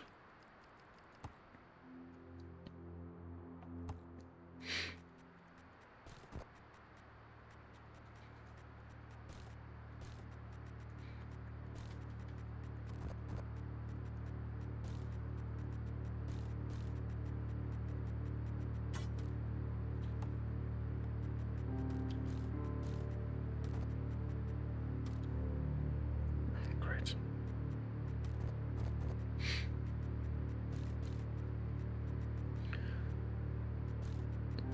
So yeah, I had the shrines that I just threw away that I could use for the light. But let me think about the light some more.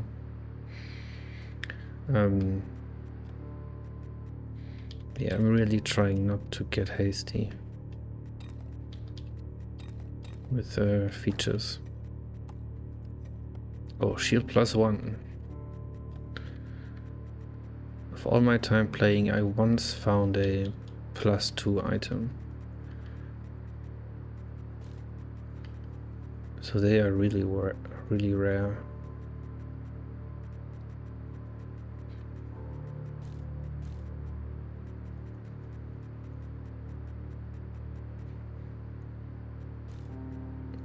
And this is the pretty section of the world that I've already worked on quite a lot. Well, it's just one pass. I've broken all the straight edges, and I'll do that with the rest of the world. Maybe some after stream while watching something. And hopefully I'll be done in a week or so with that. Especially the lower half of the map could really use that. So maybe I'll start from the bottom as well. Oh.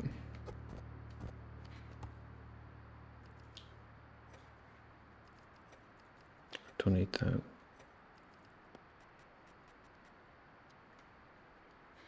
Oh, that's bad. That is bad. Without pulling of the boulders, I am stuck.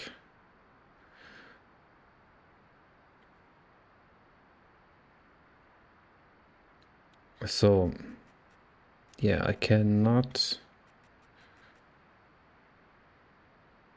And actually I could, even if I could pull this thing, imagine there being another tree here, then that's still a dead end. If a tree or a boulder was here, then I couldn't pull or push this.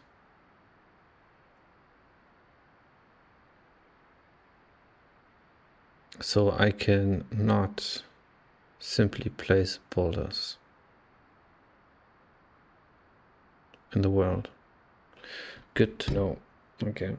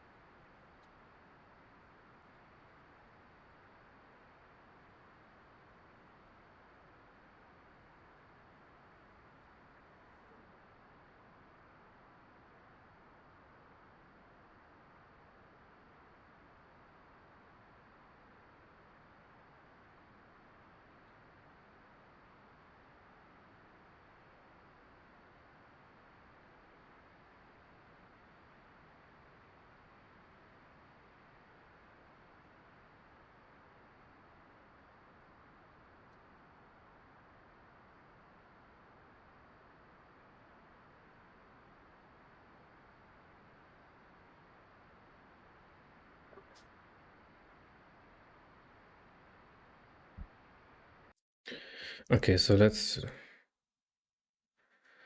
rip this out.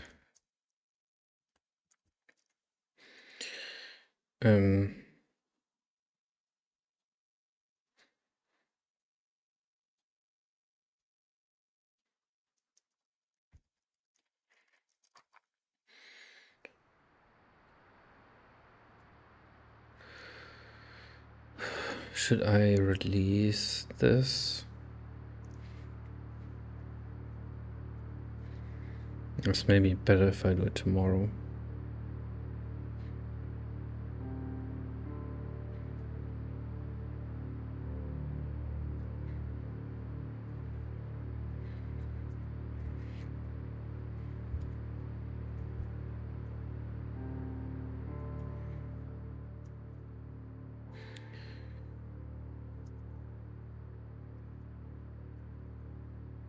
Okay.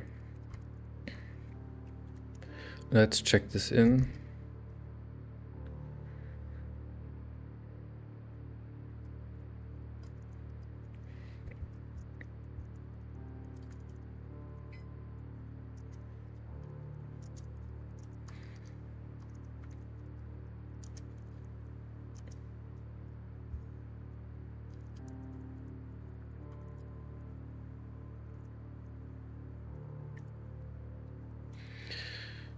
Mm, mm, mm, mm, mm, mm, mm, mm, mm, mm, mm.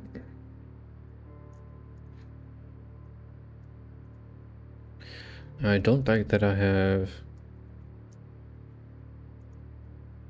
them duplicated.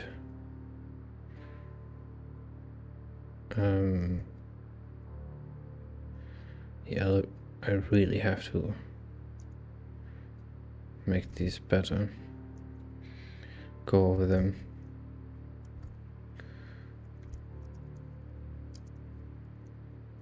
Update. Now, what did I do today?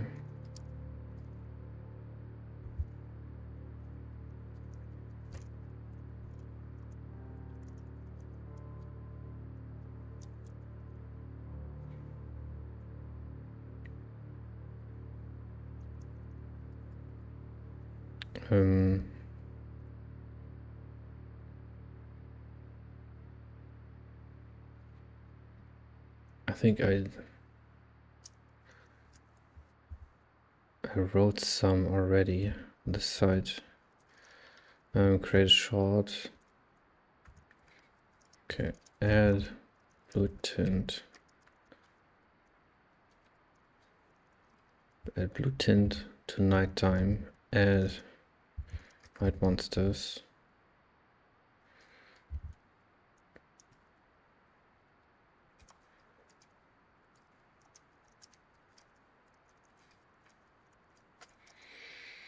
And then pushing stones. Okay.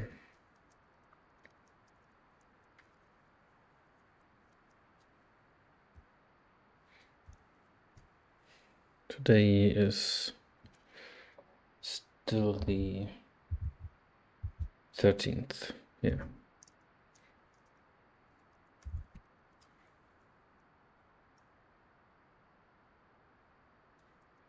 All right.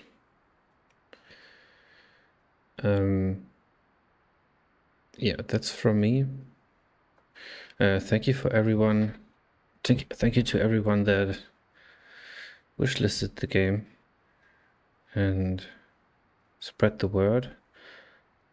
I try to make a couple more shorts the coming days just to see what happens.